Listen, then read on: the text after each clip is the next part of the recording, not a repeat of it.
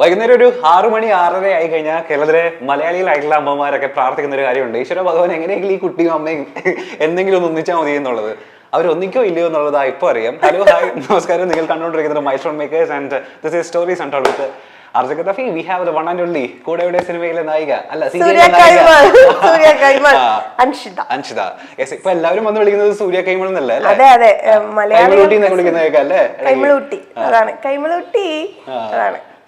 ഇതാ എല്ലാവരും ഇപ്പൊ ചോദിക്കാനുള്ള കാര്യം ഇതാ, നിങ്ങൾ എന്ന് ഒന്നിക്കുന്നുള്ള കാര്യം. അയ്യോ ഇല്ല, ഞാൻ ഇങ്ങോട്ട് വരുന്നതിന് മുന്നേ ഒബ്രോൺ മാളിൽ പോയിരുന്നു. അല്ല അതല്ല, കൈമളൂട്ടി വിളിച്ച കാര്യം പറഞ്ഞത്. ഒബ്രോൺ മാളിൽ പോയപ്പോ ഒരു ആന്റി മോളും വന്നിട്ട് സംസാരിച്ചു എന്റെ അടുത്ത്. അപ്പൊ ഞാൻ അവിടെ ഇങ്ങനെ ഇരിക്കും, എന്റെ കസിനെ വെയിറ്റ് ചെയ്തിട്ട് അവിടെ ഇരിക്കുകയാണ്. അപ്പൊ പുള്ളിക്കാരത്ത് വന്നിട്ട് സൂര്യമോളെ എന്നിങ്ങനെ വന്നു. അപ്പൊ ഞാൻ എണീറ്റ് നിന്ന് സംസാരിച്ചു. അപ്പൊ എന്നെ എവിടെ പോവാ? ഞാൻ പിന്നെ നിനക്ക് ഏഷ്യാന്റെ ഷൂട്ടിന് വന്നതാണ് എന്നൊക്കെ പറഞ്ഞ് സംസാരിച്ചപ്പോ ഞാൻ എന്റെ കസിൻ പറഞ്ഞ വെയിറ്റ് ചെയ്തിരിക്കുക. വരുന്നോ? ഞാൻ എന്റെ വീട് വൈറ്റ് ലൈൻ ആണ്, അപ്പൊ ആ വീട്ടിൽ വന്ന് ഫുഡൊക്കെ കഴിച്ചിട്ട് പോകുന്നു. ഞാനപ്പോ ഇല്ല ആന്റി, ഞാൻ ഇപ്പൊ KFC കഴിച്ചു, താങ്ക് യു എന്ന് പറഞ്ഞു. അങ്ങനെ ഒരു ഭയങ്കര സ്നേഹമായിട്ട് വിളിക്കും. ഈ സിനിമയിൽ അഭിനയിക്കുന്ന കൂടുതൽ സീരിയലിൽ അഭിനയിക്കുന്ന ആൾക്കാരോടൊരു സീരിയൽ എന്താന്ന് വെച്ചാൽ നമ്മള് അവരുടെ വീട്ടിലെ ആളുകളാണ്. നമ്മള് ഓരോരുത്തരും, ഇപ്പൊ ഞാൻ മാത്രമല്ല, സീരിയലിൽ ചെയ്യുന്ന നെഗറ്റീവ് ചെയ്യുന്നവരാണെങ്കിലും പോസിറ്റീവ് ചെയ്യുന്നവരും എല്ലാം അവരുടെ വീട്ടിലെ ആളുകളാണ്. നമ്മള് ഡെയിലി ലൈഫിൽ കണ്ടുവരുന്ന ക്യാരക്ടേഴ്സ് ആണ് ആ സീരിയലിൽ ഉള്ളവര്. അതുകൊണ്ട് ഭയങ്കര സ്നേഹമാണ്. എനിക്ക് ഇപ്പോഴും ഓർമ്മയുണ്ട്, പണ്ട് എന്റെ മാനസത്തിൽ സീരിയൽ ഗ്ലോറി. എന്റെ അമ്മമ്മയൊക്കെ ഉണ്ടല്ലോ ഈ ഗ്ലോറി മറ്റേ ഇപ്പൊ അല്ല, ഞാൻ ഇപ്പോഴും ചേച്ചിയൊക്കെ കണ്ട് സംസാരിച്ചിട്ടൊക്കെ ഉണ്ട്. അപ്പൊ മനസ്സിലാവും അവരൊക്കെ എന്ത് പാവമാണ്. ഞാനൊക്കെ ചെറുതാട്ടോ ആ ടൈമില്. അപ്പൊ എന്റെ മാനസപുത്രിയൊക്കെ കാണുന്ന ടൈമിൽ ഈ ഗ്ലോറി അപ്പൊ നമുക്ക് തോന്നും ഈ ചേച്ചി എന്ത് സാധനം. പക്ഷെ ശരിക്കും പുള്ളിക്കാരത്തേക്ക് റിയൽ ആയിട്ട് അടിയൊക്കെ കിട്ടിയിട്ടുണ്ട്, അങ്ങനെ കേട്ടിട്ടുണ്ട്. അത്ര എടുക്കും ആളുകള്. പക്ഷെ ലുലുമാളിലൊക്കെ പോകുമ്പോൾ എപ്പോഴും നമ്മളുടെ പേര് വിളിക്കാതെ ഈ നമ്മുടെ ക്യാരക്ടറിന്റെ പേര് പറഞ്ഞ് വിളിക്കുന്ന സമയത്ത് നമുക്ക് സന്തോഷമല്ലേ? ഭയങ്കര സന്തോഷമാണ്. എന്നുവെച്ചാ നമുക്ക് പേരാണ് എല്ലാം സ്വന്തം, പക്ഷെ നമ്മുടെ ചെയ്തൊരു ക്യാരക്ടറിന് നമ്മൾ അങ്ങനെ വിളിക്കുമ്പോ അത് ഭയങ്കര സന്തോഷമാണ്. അത് എല്ലാ ആക്ടേഴ്സിനും അങ്ങനെ തന്നെയാണ്. ഇപ്പൊ സിനിമ ചെയ്യുന്നവർക്കായാലും സീരിയൽ ചെയ്യുന്നവർക്ക് അവർ ചെയ്ത ക്യാരക്ടറിൽ വിളിക്കാന്ന് പറഞ്ഞാൽ ഭയങ്കര സന്തോഷമാണ് അത്. എനിക്ക് കണ്ടുകൊണ്ടിരിക്കുന്ന ഈ അമ്മ പ്രേക്ഷകരൊക്കെ ഉണ്ടല്ലോ, ഈ വീട്ടമ്മമാരായിട്ടുള്ള ആൾക്കാർക്കൊക്കെ ഈ കുട്ടീനെ എന്താ യഥാർത്ഥ ഈ കുട്ടിയുടെ വീടും കുടിയൊക്കെ എവിടെയാണ്, ഈ കുട്ടിയുടെ കൂടെ എവിടെയാണെന്നൊക്കെ അറിയാൻ താല്പര്യം. എവിടെയാണ് ഈ കുട്ടിയുടെ കൂടും? എന്റെ കൂട് ഇപ്പൊ ട്രിവാൻഡ്രത്താണ്. പിന്നെ എനിക്ക് യൂട്യൂബ് സ്വന്തമായിട്ട് ഉണ്ടായിരുന്നു, അതുകൊണ്ട് എനിക്കൊന്ന് ഓൾമോസ്റ്റ് എന്റെ എല്ലാ കാര്യങ്ങളും അവർക്ക് അറിയാം. വീടും വീട്ടിലെ എന്റെ ഡെയിലി റൊട്ടീനും എന്റെ വീട്ടിലെ അമ്മ ഉണ്ടാക്കുന്ന ഫുഡ് ഞാൻ കഴിക്കുന്നത് എല്ലാം അറിയാം ആളുകൾക്ക്. അതുകൊണ്ട് തന്നെ അങ്ങനെ ഒരു മറ എന്റെതിലില്ലാന്ന് തോന്നുന്നു. എന്റെ വീട് ശരിക്കും കൊല്ലമാണ്, ഞാൻ ഇപ്പം ട്രിവാൻഡ്രത്താണ്. കോളേജ് സ്റ്റുഡന്റ് ആയിട്ടല്ലേ അഭിനയിക്കുന്നത്? സത്യത്തിൽ കോളേജ് കണ്ടോ? അതിന് മുന്നേ ഞാൻ പൂട്ടി കെട്ടിയ. എത്ര വയസ്സിലാണ് സീരിയൽ അഭിനയം തുടങ്ങിയത്? 8ാം ക്ലാസ് പഠിക്കുമ്പോ തുടങ്ങിയതാ. പിന്നെ അതിനുശേഷം കുറച്ച് നാളൊക്കെ പോയി എങ്ങനെയെങ്കിലും +2 ഒക്കെ ജയിച്ച് നമ്മൾ എഴുതിയെടുക്കണമല്ലോ, അതുകൊണ്ട് പിന്നെ അതിനുശേഷം നമ്മൾ ഫുൾ സീരിയൽ ലൈഫായി. അപ്പൊ ഇത് പറഞ്ഞ ആദ്യമേ ചോദിച്ചതിന്റെ കാര്യം പറഞ്ഞെങ്കിൽ എന്ന് ഒന്നിക്കാൻ പോകുന്നത് അടുത്ത് എങ്ങനെ ഉണ്ടാവോ? ഇപ്പൊ ഓൾറെഡി ഞങ്ങളുടെ എൻഗേജ്മെന്റ് കഴിഞ്ഞു. അമ്മയും മോളുടെ ആണോ ചോദിക്കുന്നത്? അമ്മയും മോളും ഒന്നിക്കണമല്ലോ. ഇപ്പൊ എവിടെ വരെ ആയി സീരിയല്? ഇന്നലത്തെ എപ്പിസോഡിൽ എന്താ നടന്നപ്പോ? അയ്യോ അങ്ങനെയൊന്നും ചോദിച്ചൂടാ. ഇന്നലത്തെ എപ്പിസോഡില് ഞാൻ കരയുന്നു, എന്റെ ഋഷി സാർ എന്നോട് പറയുന്നു താൻ എന്താ തന്റെ കൂടെ ഞാൻ ഇല്ലേടോ എന്നിങ്ങനെ സെന്റിമെന്റ്സ് ആയിട്ട് പറയുന്ന ഒരു ഡയലോഗ് ഉണ്ട്. അത്ര എനിക്കറിയാം. എനിക്ക് നിങ്ങളുടെ സീരിയൽ ഞാൻ അങ്ങനെ കണ്ടിട്ടില്ല, പക്ഷെ ഇടയ്ക്കിടയ്ക്ക് ക്ലിപ്സ് വരുമല്ലോ, അത് കണ്ടോണ്ടാ ഞാൻ ഇപ്പൊ പറഞ്ഞത്. ഈ അണ്ടർ വാട്ടർ ഷൂട്ടൊക്കെ ഇല്ലായിരുന്നോ?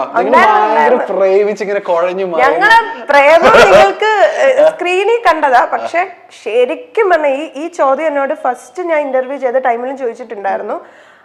ശരിക്കും പറഞ്ഞാൽ ഞങ്ങൾ എൻജോയ് ചെയ്തൊരു ഷൂട്ടാന്ന് വെച്ചാൽ ഡയറക്ടറും ഞങ്ങളുടെ എല്ലാവരും ക്രൂവിൽ എല്ലാ മെമ്പേഴ്സും അന്ന് ആ വെള്ളത്തിലായിരുന്നു. അന്നത്തെ ദിവസം തീറ്റി കുടി എല്ലാം വെള്ളത്തിൽ. ഓരോന്ന് ആലോചിക്കണം, ഇങ്ങനെ ഫുഡൊക്കെ ഇങ്ങനെ കൊണ്ടുവന്നിട്ട് നമ്മൾ അവിടെ ഇരുന്ന് ഫുഡൊക്കെ കഴിച്ചു. അടിപൊളിയായിരുന്നു, ഭയങ്കര എൻജോയ് ചെയ്തൊരു സാധനം. ഈ പ്രേമൊക്കെ ചെയ്യുന്ന സമയത്ത് നമുക്ക് ചെറിയൊരു ചളിപ്പ് തോന്നുന്നില്ലേ? എനിക്ക് ചിലപ്പോൾ തോന്നില്ല, എന്താണെന്നറിയില്ല. എനിക്ക് പുള്ളിയെ മുന്നേ അറിയാവുന്നതുകൊണ്ടായിരിക്കാം. അഭിൻ ചേട്ടനും കൂടെ ഞാൻ ഫസ്റ്റ് ചെയ്തത് നീലാംബരം പോൽ എന്ന് പറഞ്ഞിട്ട് ഒരു മ്യൂസിക്കൽ ആൽബം ആണ്. അപ്പൊ അതുകൊണ്ട് പുള്ളിയെ അറിയാം. പിന്നെ ഇപ്പൊ 5 വർഷമായിട്ട് അറിയാം. പിന്നെ സീരിയൽ ഫസ്റ്റ് തുടങ്ങുന്ന ടൈമിലാണെങ്കിലും എനിക്ക് പേടിയാ പുള്ളിയോട് അഭിനയിക്കാൻ. എന്നുവെച്ചാല് പ്രേമം സീൻ ചെയ്യുന്ന അങ്ങനത്തെ ചമ്മലല്ല, പേടിയാണ്. എന്നുവെച്ചാൽ പുള്ളി കിഡു ആക്ടറാണ്. പുള്ളിയുടെ ചില കണ്ണുകൊണ്ടുള്ള സാധനങ്ങളൊക്കെ നമ്മളിങ്ങനെ നോക്കി നിൽക്കുക എന്താന്ന്. അപ്പൊ എനിക്ക് പേടിയായിരുന്നു. എന്ന് വെച്ചാൽ ഞാൻ ഫസ്റ്റ് നെഗറ്റീവ് ചെയ്തിട്ടുള്ള ഒരാളല്ലേ, അപ്പൊ പോസിറ്റീവ് ചെയ്യുന്ന ഒരു ക്യാരക്ടർ ചെയ്യുമ്പോൾ എങ്ങനെ എടുക്കും ആളുകൾ, അങ്ങനെയൊക്കെ ഒരു പേടി ഉണ്ടായിരുന്നു. ഞാൻ ആദ്യമായിട്ട് പോസിറ്റീവായിട്ടൊന്ന് പ്രേമിച്ച് ചെയ്തതാണ് നീലാംബരം പോൽ എന്ന് പറയുന്ന ഒരു ആൽബം, പുള്ളിയുടെ കൂടെ ചെയ്തത്. അപ്പൊ എന്തെങ്കിലും പ്രശ്നമുണ്ടോ ഞാൻ എപ്പോഴും ചോദിക്കും, ഇപ്പോഴും ചോദിക്കാറുണ്ട്. ഷോർട്ട് നിൽക്കുമ്പോൾ ചെയ്തു, നന്നായിട്ട് ചെയ്തു. അതായത് അമ്മയാണെന്ന് അറിയുമ്പോൾ ഉള്ള സീനൊക്കെ ഉണ്ട്. ചെയ്താ ഞാൻ നന്നായിട്ട് ചെയ്തു എന്തെങ്കിലും ചോദിക്കും ഞാൻ പുള്ളിയോട്. എന്ന് വെച്ചാൽ നല്ല ആക്ടറാണ്. നമുക്ക് ചില ആക്ടേഴ്സിന്റെ കൂടെ നിൽക്കുമ്പോൾ പേടിയേ ഉള്ളൂ. പിന്നെ അത് കണക്ക് അതാണ്, അല്ലാതെ ചമ്മലല്ല. എനിക്ക് എൻ്റെ മനസ്സിൽ എനിക്ക് തരുന്ന സാധനം നന്നായിട്ട് ചെയ്യണം, എനിക്ക് നന്നായിട്ട് അത് പെർഫോം ചെയ്യണം എന്നുള്ളൊരു ഇത്. ഇപ്പം ഭയങ്കര കരയുന്നതാണെങ്കിൽ എനിക്ക് ഗ്ലിസറിൻ ഇടാതെ എനിക്കത് ചെയ്യണം, എനിക്ക് ഉള്ളിൽ നിന്ന് അത് ചെയ്യണം. കരയാറുണ്ട് അത് കരയാറുണ്ട്. അതുകൊണ്ട് ഞാൻ വളരെ ഇതായിട്ട് പറയാം. എന്ന് വെച്ചാൽ എനിക്ക് പക്ഷെ കട്ട് ചെയ്തൊന്നും പോയാൽ കിട്ടില്ല. അത് ഒരേ ഇതിൽ പോയാല് ഞാൻ ഗ്ലിസറിൻ ഇടാതെ ചെയ്യും. അതുകൊണ്ട് എനിക്ക് അതാണ്, നമുക്ക് അഭിനയിക്കുമ്പോൾ നമുക്ക് ഇങ്ങോട്ട് നമ്മുടെ ഉള്ളിൽ നിന്നെല്ലാം വരണം, നമുക്ക് ചെയ്യണം എന്നുള്ള ഇതാ. അപ്പൊ ചമ്മല് വരില്ല, നമ്മൾ ആ ക്യാരക്ടേഴ്സ് ആയിട്ട് അത് ചെയ്യണം എന്നുള്ളൊരു ഇതേ വരുള്ളൂ. സാധാരണ അപ്പൊ ഇതിനെ അഭിനയിക്കാൻ ഭയങ്കര പാഷനേറ്റ് ആയിട്ടുള്ള ആൾക്കാർ പറയുമല്ലോ സീരിയലിൽ നിന്ന് അടുത്ത സിനിമയിലേക്കാ പോകേണ്ടത്. പക്ഷെ ഈ കുട്ടിക്ക് അങ്ങനെ ഒരു ചിന്തയില്ലല്ലേ? ഞാൻ എപ്പോഴും പറയാറില്ല, എന്റെ ഇന്റർവ്യൂസ് കണ്ടിട്ടില്ലല്ലോ. ഞാൻ എന്തോ എനിക്ക് അറിയില്ല, എനിക്ക് അങ്ങനെ ഫിലിം ചെയ്യണം അല്ലെങ്കിൽ എനിക്ക് അറിയത്തില്ല, തെറ്റാണോ ശരിയാണോ എന്നൊന്നും അറിയില്ല ഞാൻ ഈ പറയുന്നത്. എനിക്ക് എന്തോ അറിയില്ല, എനിക്ക് എപ്പോഴും ഇഷ്ടമാണ് സീരിയൽ, എന്തോ ഇഷ്ടമാണ് സീരിയൽ ചെയ്യാൻ ഇഷ്ടമാണ്. എനിക്ക് തോന്നുന്നു വീട്ടിൽ നിന്ന് പോയി വരാം അങ്ങനെയൊക്കെ കൊണ്ടായിരിക്കും എപ്പോഴും ഒരു നമ്മുടെ ഒരു സ്ഥലം. അപ്പൊ അങ്ങനെ അതുകൊണ്ടായിരിക്കും എനിക്ക് എന്തോ അറിയില്ല. ഈ ആളുകളിൽ പക്ഷേ ഞാൻ മുന്നേ പറയാറുണ്ട് എനിക്ക് ഇഷ്ടമല്ല, ഞാൻ ചെയ്യില്ല, സിനിമ വേണ്ട, എനിക്ക് സീരിയൽ മതി എന്നൊക്കെ. പക്ഷെ ഇപ്പൊ ഞാൻ മാറി, ഇപ്പൊ പറയാറുണ്ട് നല്ല ക്യാരക്ടേഴ്സ് ഒന്നും ഉറപ്പായിട്ടും ചെയ്യും. ഓക്കെ, ഇതിപ്പോ ആദ്യം നെഗറ്റീവ് ക്യാരക്ടറല്ലേ ചെയ്തത്, ഇപ്പൊ ഫുൾ ഓൺ പോസിറ്റിവിറ്റി ആണല്ലോ ഈ സിനിമയിൽ, ഈ സീരിയലിലേക്ക് വരുന്ന സമയത്ത്. അപ്പൊ ഈ പോസിറ്റീവ് ചെയ്ത ആൾക്കാർക്ക് ഉണ്ടല്ലോ, ഇപ്പൊ സീരിയൽ ചെയ്യുന്ന ആൾക്കാർക്ക് ഇച്ചിരി ആൾക്കാരിലേക്ക് ഇറങ്ങി ചെല്ലും, ആൾക്കാർ കുറച്ചുകൂടെ സ്നേഹം പ്രകടിപ്പിക്കുമല്ലോ. ഈ ഭയങ്കരമായിട്ട് ഞെട്ടിപ്പോയി കഴിഞ്ഞാൽ സ്നേഹം ഈ പറഞ്ഞ ആരുടെയെങ്കിലും കയ്യിൽ കിട്ടിയിട്ടുണ്ടോ, അല്ലെങ്കിൽ പ്രേക്ഷകരുടെ ഇഷ്ടം പോലെ? എനിക്ക് ശരിക്കും പറഞ്ഞാൽ നമുക്കിങ്ങനെ ഓരോന്നായിട്ട് പറയാൻ പറ്റില്ല. ഇഷ്ടംപോലെ സാഹചര്യങ്ങൾ ഉണ്ടായിട്ടുണ്ട്.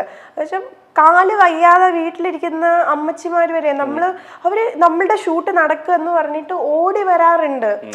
അവര് അങ്ങനെ വരും, ഇങ്ങനെ ഞാൻ കണ്ടിട്ടുണ്ട് കണ്ണുകൊണ്ട് ഇങ്ങനെ വല്ലാണ്ട നടന്നൊക്കെ. അപ്പൊ നമ്മൾ അവരുടെ പുറകെ അങ്ങോട്ട് പോകും. അങ്ങോട്ട് പോയിട്ട് ഞാൻ ഓടിച്ചെന്ന് സംസാരിക്കണം. അപ്പൊ പിന്നെ മോളെ ഭയങ്കര ഇഷ്ടം, എന്റെ സൂര്യ മോളെ എന്നൊക്കെ പറയുന്നത്. എന്നിട്ട് വീട്ടിലുള്ള പെൺകുട്ടികളോട് പറയാറുണ്ട് സൂര്യ പോലെ നല്ല ബോൾഡായിട്ട് വരണം എന്നൊക്കെ ഇങ്ങനെ പറയാറ്. നമുക്ക് ചില ടൈമിൽ നമുക്ക് ഭയങ്കര നമുക്ക് മനസ്സ് നിറയുന്ന സ്നേഹം കിട്ടാറുണ്ട്. അതെ, നമ്മള് കരഞ്ഞു പോവാറുണ്ടോ? ഐ മീൻ ഗ്ലിസറിൻ ഇല്ലാതെ അങ്ങനെയില്ല. അങ്ങനെ എനിക്ക് ഭയങ്കര സന്തോഷമാണ് തോന്നാറ്, അത്രേ ഉള്ളൂ. പിന്നെ നമുക്ക് പറയാണെങ്കിൽ സോഷ്യൽ മീഡിയ ഇൻസ്റ്റാഗ്രാമിലൊക്കെ എന്തോരം ആൾക്കാർ, നമ്മൾക്കൊരു പ്രശ്നമോ നമുക്കൊരു സങ്കടമോ എന്ത് വന്നാലും നമ്മൾക്ക് ഭയങ്കര താങ്ങായിട്ട് നിൽക്കാൻ കുറെ ആളുകളുണ്ട്. കുട്ടികളായിരിക്കാം മിക്കപ്പോഴും, അല്ലെങ്കിൽ എൻ്റെ ഏജുള്ളവരായിരിക്കും, അല്ലെങ്കിൽ അതിൽ വലുതായിരിക്കും. മോളെ എന്തുണ്ട് സുഖമാണോ, ഓക്കെ അല്ലേ എന്ന് ചോദിക്കുന്ന കുറെ ആൾക്കാരുണ്ട്. അതൊക്കെ നമുക്ക് ഇവിടുന്ന് കിട്ടിയ കുറെ സ്നേഹമാണ്, അതിനൊക്കെ ഭയങ്കര വില കൊടുക്കുന്നത്. മാത്രമല്ല ഈ ഇടയായിട്ട് നമുക്ക് കുറച്ച് സ്നേഹം കൂടുതൽ ഏഷ്യാനെറ്റ് തരുന്നുണ്ടെന്ന് തോന്നുന്നു. മികച്ച നടിയായി നമ്മളങ്ങനെ അല്ലേ? അത് എനിക്ക് എല്ലാ സീരിയൽ ആർട്ടിസ്റ്റുകൾക്കും ഒരു ഭയങ്കര ഒരു വലിയ മൊമെന്റ് അല്ലേ ഏഷ്യാനെറ്റ് പോലുള്ള. അത് എന്റെ ഫസ്റ്റ് സീരിയല് നായികയായിട്ട് വരുന്നത് ഏഷ്യാനെറ്റില്, അതിന് കിട്ടാന്ന് വെച്ചാൽ വലിയൊരു സംഭവം തന്നെയാണ്. എന്ന് വെച്ചാൽ ഞാൻ ഒട്ടും പ്രതീക്ഷിച്ചില്ല അവാർഡ്. ഞാൻ അവിടെ വെറുതെ ഇങ്ങനെ ഇരുന്ന ടൈമില് എന്റെ വിചാരം വേറെ എന്തോ ഒരു അവാർഡ് ഉണ്ട് എന്നുള്ളതാണ്. ഒന്നും പറഞ്ഞിട്ടില്ല. അപ്പൊ എനിക്കറിയാം എന്തോ ഒരു അവാർഡ് ഉണ്ടെന്ന് അറിയാം. കാരണം എൻ്റെ അടുത്ത് അതിന്റെ ഒരു മെയിൻ ചേട്ടൻ പറഞ്ഞിരുന്നു, ജോസേട്ടൻ പറഞ്ഞിരുന്നു അനുഷി പോവല്ലേ എന്നിങ്ങനെ. പാപ്പ മനസ്സിലാവും ഉണ്ട് എന്ന് മാത്രമേ പറഞ്ഞു, എന്താന്നൊന്നും പറഞ്ഞിട്ടില്ല. അപ്പൊ ശരി, ഇങ്ങനെ അവാർഡുകളൊക്കെ വരുന്നു, അപ്പൊ നമുക്കും ഉണ്ട്. അപ്പൊ ഈ ബെസ്റ്റ് ആക്ട്രസിന്റെ സാധനം വന്നപ്പോ ഇങ്ങനെ ചിപ്പി ചേച്ചിക്ക് കൊടുത്തു. അതിനുശേഷം സ്പെഷ്യൽ ജൂറി ഉണ്ടെന്ന് പറഞ്ഞിട്ട് പെട്ടെന്ന് എന്റെ ഫോട്ടോ അങ്ങനെ വന്നപ്പോഴത്തേക്ക് നെഞ്ചൊക്കെ ഇടിച്ച്. എന്ന് വെച്ചാൽ ഒട്ടും ബെസ്റ്റ് ആക്ട്രസിന്റെ ഇതിൽ ഞാൻ ഒട്ടും പ്രതീക്ഷിച്ചില്ല. എന്ന് വെച്ചാൽ നമ്മളെങ്ങാട്ട് ഒരുപാട് സീനിയേഴ്സ് ഇല്ലേ അവിടെ. അപ്പൊ അങ്ങനെ എന്തോ ദൈവം തന്നു, അത്രേ ഉള്ളൂ. അത് ഭയങ്കര ഒരു അനുഗ്രഹം. നമ്മൾ ചെറുതായിട്ട് ആങ്കറിംഗ് തുടങ്ങി അല്ലേ? ഏഷ്യാനെറ്റ് അങ്ങ് വളർത്തി എടുക്കുകയാണെന്ന് തോന്നുന്നു. അങ്ങനല്ല, അത് അയ്യോ ആങ്കറിങ്ങിന്റെ സംഭവം ഏഷ്യാനെറ്റ് ഭയങ്കര ഒരു അത് കൊറോണ ടൈം ആയിരുന്നു. ഞാൻ ആദ്യമായിട്ട് ഏഷ്യാനെറ്റില് നമ്മുടെ വാലന്റൈൻസ് ഡേയിൽ ഒരു എപ്പിസോഡ് ആങ്കർ ചെയ്തത് അനൂപേട്ടന്റെ കൂടെ. അത് ലക്കിന് കിട്ടാന്നൊക്കെ പറയില്ലേ, അതായത് എന്റെ ഒന്നും ചെയ്യാതെ വെറുതെ ഞാൻ അന്ന് ശരിക്കും അവിടെ വന്നത് അടിച്ചു പൊളിക്കുക. എനിക്ക് ഏഷ്യാനെറ്റിന്റെ സ്റ്റേജ് എന്ന് വെച്ചാൽ ഫാമിലി പോലെയാണ്. എല്ലാവരെയും അറിയാം, ഇപ്പൊ ആക്ടേഴ്സ് ആണ് എല്ലാവരും അറിയാം, ക്യാമറയിലുള്ള ചേട്ടന്മാരെ അറിയാം, അല്ലാതെ ഡയറക്ടേഴ്സ് അവരൊക്കെ അറിയാം. അപ്പൊ നമ്മളോട് നല്ല സ്നേഹത്തിൽ സംസാരിക്കാറുണ്ട്. അപ്പൊ അതൊക്കെ നമുക്ക് എല്ലാവരും അറിയാം. അതുകൊണ്ട് എനിക്ക് എവിടെയെന്ന് വെച്ചാൽ ഞാൻ മറ്റേ വീട്ടിൽ നിന്ന് എൻ്റെ ഒരു വീട്ടിലേക്ക് പോകുന്ന ഒരു ഇത് എല്ലാവരും അറിയാം, അടിച്ചു പൊളിക്കുക എന്നൊരു ഇതിൽ പോന്നെ. അപ്പൊ രാവിലെ വന്നിട്ട് ഇത് എനിക്ക് പ്രവീൺ ചേട്ടൻ എൻ്റെ അടുത്ത് പറഞ്ഞു, നിനക്ക് ഒരു ചെറിയ പ്രശ്നമുണ്ട്, ഒന്ന് ചിലപ്പോൾ ആങ്കറിങ് ഒക്കെ ചെയ്യേണ്ടി വരും, നീ എന്ത് ഡ്രസ്സാണ് കൊണ്ടുവന്നതെന്നൊക്കെ ചോദിച്ചു. അത് ആങ്കറിങ് എന്താ ചേട്ടാ, ഞാൻ ഒരു സാധാ റെഡ് ചുരിദാറാ ചേട്ടാ കൊണ്ടുവന്നത്, ചിലപ്പോൾ ചെയ്യേണ്ടി വരും എന്നിങ്ങനെ പറഞ്ഞ് കുറച്ച് കഴിഞ്ഞപ്പോഴത്തേക്ക് എല്ലാവരും വന്നു, ഓക്കെ ചെയ്യണം ആങ്കറിങ്, അന്നത്തെ ദിവസം ഒന്ന് അനൂപേട്ടൻ്റെ കൂടെ നിൽക്കണം എന്ന് പറഞ്ഞു. എനിക്ക് അപ്പോഴാ വന്ന് പറഞ്ഞത്. അപ്പൊ രാവിലെ നമ്മൾ വന്നത് വെറുതെ ഗെയിം കളിക്കുക, ഡാൻസ് കളിക്കാൻ വേണ്ടിട്ട് വന്നതാ. പെട്ടെന്ന് വന്ന് ഇങ്ങനെ പറഞ്ഞപ്പോഴത്തേക്കും കുറച്ച് പുകയൊക്കെ അവിടെ നിന്ന് പറഞ്ഞു. പിന്നെ മനസ്സിൽ വന്നു, ദൈവം തന്നൊരു ചാൻസാണ്, അതിനെ നീ വിട്ട് കളയരുത്, പേടിച്ച് ഇപ്പൊ ഇത് പറഞ്ഞത് കൊണ്ട് നീ പേടിക്കണ്ട എന്നൊക്കെ ഉള്ളൊരു ഞാൻ എന്നോട് തന്നെ കുറെ കാര്യങ്ങൾ സംസാരിച്ചു, ഓക്കെ ആയി. അതിനുശേഷം അവിടെ കയറി അവര് ഭയങ്കരമായിട്ട് സപ്പോർട്ട് ചെയ്തു. എല്ലാവരും വന്ന് ഭയങ്കര, നീ പേടിക്കണ്ട, നീ എന്താണ് ഇവിടെ ചെയ്യുന്നത് അങ്ങനെ തന്നെ നിന്നാ മതി എന്ന് ഭയങ്കര സപ്പോർട്ട് ചെയ്തു. എനിക്ക് പറഞ്ഞ പോലെ ഈ ഏഷ്യാനെറ്റിന്റെ ചെറിയൊരു വളർത്തു മകളാണെന്ന് പറയാല്ലോ, കാരണം ഏഷ്യാന്റെ അടുത്ത പ്രോഗ്രാമിൽ താങ്കളുണ്ട്, താങ്കളുടെ സജീവ സാന്നിധ്യം അത് കാണാം. ആ കുക്ക് വിത്ത് കോമഡിയിലൊക്കെ എങ്ങനെ വരുന്നത്, കുക്ക് ചെയ്യുമായിരുന്നു ഇവർക്ക് അറിയാം? ഞാൻ കുക്ക് ചെയ്യും, പക്ഷെ അതിന്റെ എപ്പിസോഡ് കണ്ടിട്ട് എന്നെ എല്ലാവരും ചേച്ചി കുക്ക് ചെയ്യല് ഒറ്റ കയ്യിൽ ഒരു സാധനമൊക്കെ ഇട്ടിട്ട് എങ്ങനെയാ കുക്ക് ചെയ്യാ, അത് ഇത്ര ടൈം ഉണ്ട്, അത് അരിയണം, അതിന്റെ ഇടയിൽ നമ്മൾ ബാക്കി എല്ലാവരും നോക്കണം, ഇവര് വന്ന് ശല്യം ചെയ്യും, ഉപ്പ് എടുത്തോണ്ടോ മുളക് പൊടി എടുത്തോണ്ടോ, ഉപ്പ് പ്രശ്നമാണ്. അതുകൊണ്ട് ഇപ്പൊ ഉണ്ട്, നല്ല ഫണ്ണായിട്ട് പോന്നു. എങ്ങനെയുണ്ട് ധ്യാൻ ശ്രീനിവാസന്റെ കൂടെ ഒരു പ്രോഗ്രാം ചെയ്യാന്ന് പറയുന്നത്? ഏട്ടനെ ഞാനിപ്പൊ കണ്ടുവച്ചിട്ട് എന്ത് കഴിച്ചാലും എന്ത് ഫുഡ് കഴിച്ചാലും എക്സ്പ്രഷൻ അതുകൊണ്ട് വിട്ട്. കഴിഞ്ഞ എപ്പിസോഡിൽ പറഞ്ഞു ധ്യാൻ ശ്രീനിവാസന് ഏറ്റവും ഇഷ്ടപ്പെട്ട കണ്ടസ്റ്റന്റ് അൻഷിതയാണെന്ന്. അത് ചേച്ചി ഇങ്ങനെ പറയാറുണ്ട്, ആൻ ചേച്ചി പറയാനുണ്ട് എന്റെ ഫേവറേറ്റ് കണ്ടസ്റ്റന്റ് വന്നല്ലോ, എന്തെങ്കിലും കളിയാക്കി പറയണ എന്നുവെച്ചാ ശരിക്കും പറഞ്ഞാൽ അത് കണ്ടറിയാം, ഞാൻ മിണ്ടത്തില്ല എന്നൊക്കെ പറഞ്ഞിട്ടാ പോകുന്നത്. അങ്ങനത്തെ ഒരു ഫൺ ഇതാണ്, നല്ല രസമാണ്. ഉപ്പിന്റെ കാര്യം പറയുമ്പോഴാണ് പൊതുവെ ആൾക്കാർക്ക് ഒരു തെറ്റിദ്ധാരണയുണ്ട്, താങ്കളും രമ്യ പണിയരും തമ്മിൽ ഭയങ്കര ശത്രുതയാണ്, നിങ്ങൾ ഇടിയും തൊഴിയൊക്കെയാണ്, അങ്ങനെ ഉണ്ടോ? അയ്യോ സത്യമായിട്ടും ഒന്നുമില്ല. എന്താ വെച്ചാ അത് അപ്പം നടന്നൊരു സംഭവം. ഞാൻ ചെയ്തൊരു കറിയിൽ ഉപ്പ് വാരിയിട്ടപ്പോ എന്റെ ജീവിതത്തിൽ ആദ്യമായിട്ട് സാമ്പാർ ഉണ്ടാക്കുന്നത്. അപ്പൊ എന്റെ സാമ്പാർ ഞാൻ കഴിച്ചു നോക്കിയപ്പോ സാമ്പാറായി. അപ്പൊ ഒരു സന്തോഷമില്ലേ? അങ്ങനെ അത് ഉപ്പ് ഇട്ടപ്പോഴത്തേക്ക് തങ്കച്ചേട്ടനെ ഇട്ടത്, ഉപ്പിട്ടപ്പോ എനിക്ക് സങ്കടം. അപ്പൊ ഓക്കെ ഇവരുടെ ഇതിൽ ഉപ്പിടണം എന്നുള്ളൊരു ഇതേ ആയുള്ളൂ. അങ്ങനെ ഉപ്പിടാൻ പോയപ്പം ഇങ്ങനെ ഞാൻ എറിഞ്ഞു. അപ്പൊ ചേച്ചിയുടെ ബാക്കിൽ നല്ല ഓപ്പൺ, അപ്പൊ ഡ്രസ്സിൽ വീണു, അതായിരുന്നു സംഭവം. പക്ഷെ അത് അപ്പൊ ഞങ്ങൾ അവിടെ ഒരു ഇതാക്കി അത് കഴിഞ്ഞു. അത് വലിയ സംഭവം അവിടെ നടന്നിട്ടില്ല. പക്ഷെ ഇത് കഴിഞ്ഞപ്പോ വന്നപ്പോഴാണ് എന്റെ ഭഗവാൻ ഇത് എന്തായി പുറത്ത് നടക്കുന്നതെന്നാണ്. അപ്പൊ തന്നെ എനിക്ക് ചേച്ചി മെസ്സേജ് ഇട്ടു, എടി അപ്പൊ ഞാൻ പറഞ്ഞിരുന്നു എറണാകുളം വരുമ്പോ നമുക്ക് റീൽസ് ചെയ്യാം, ഉപ്പിട്ട് അങ്ങോട്ടും റീൽസ് ചെയ്ത് എല്ലാവരെയും ഒന്ന് സന്തോഷപ്പെടുത്താന്നൊക്കെ. അതിനുശേഷം കാണാൻ പറ്റിയിട്ടില്ല ഇതുവരെ. ഞങ്ങൾ തമ്മിൽ ഒരു പ്രശ്നമില്ല. സത്യം പറയണം, സത്യസന്ധമായിട്ട് മറുപടി പറയണം. സ്ക്രിപ്റ്റഡ് ആയിരുന്നില്ലേ അത്? ഉപ്പ് ദൈവ സത്യം സ്ക്രിപ്റ്റഡ് അല്ല, അത് നടന്നത് അവിടെ, അത് അവിടെ നടന്നതാണ്.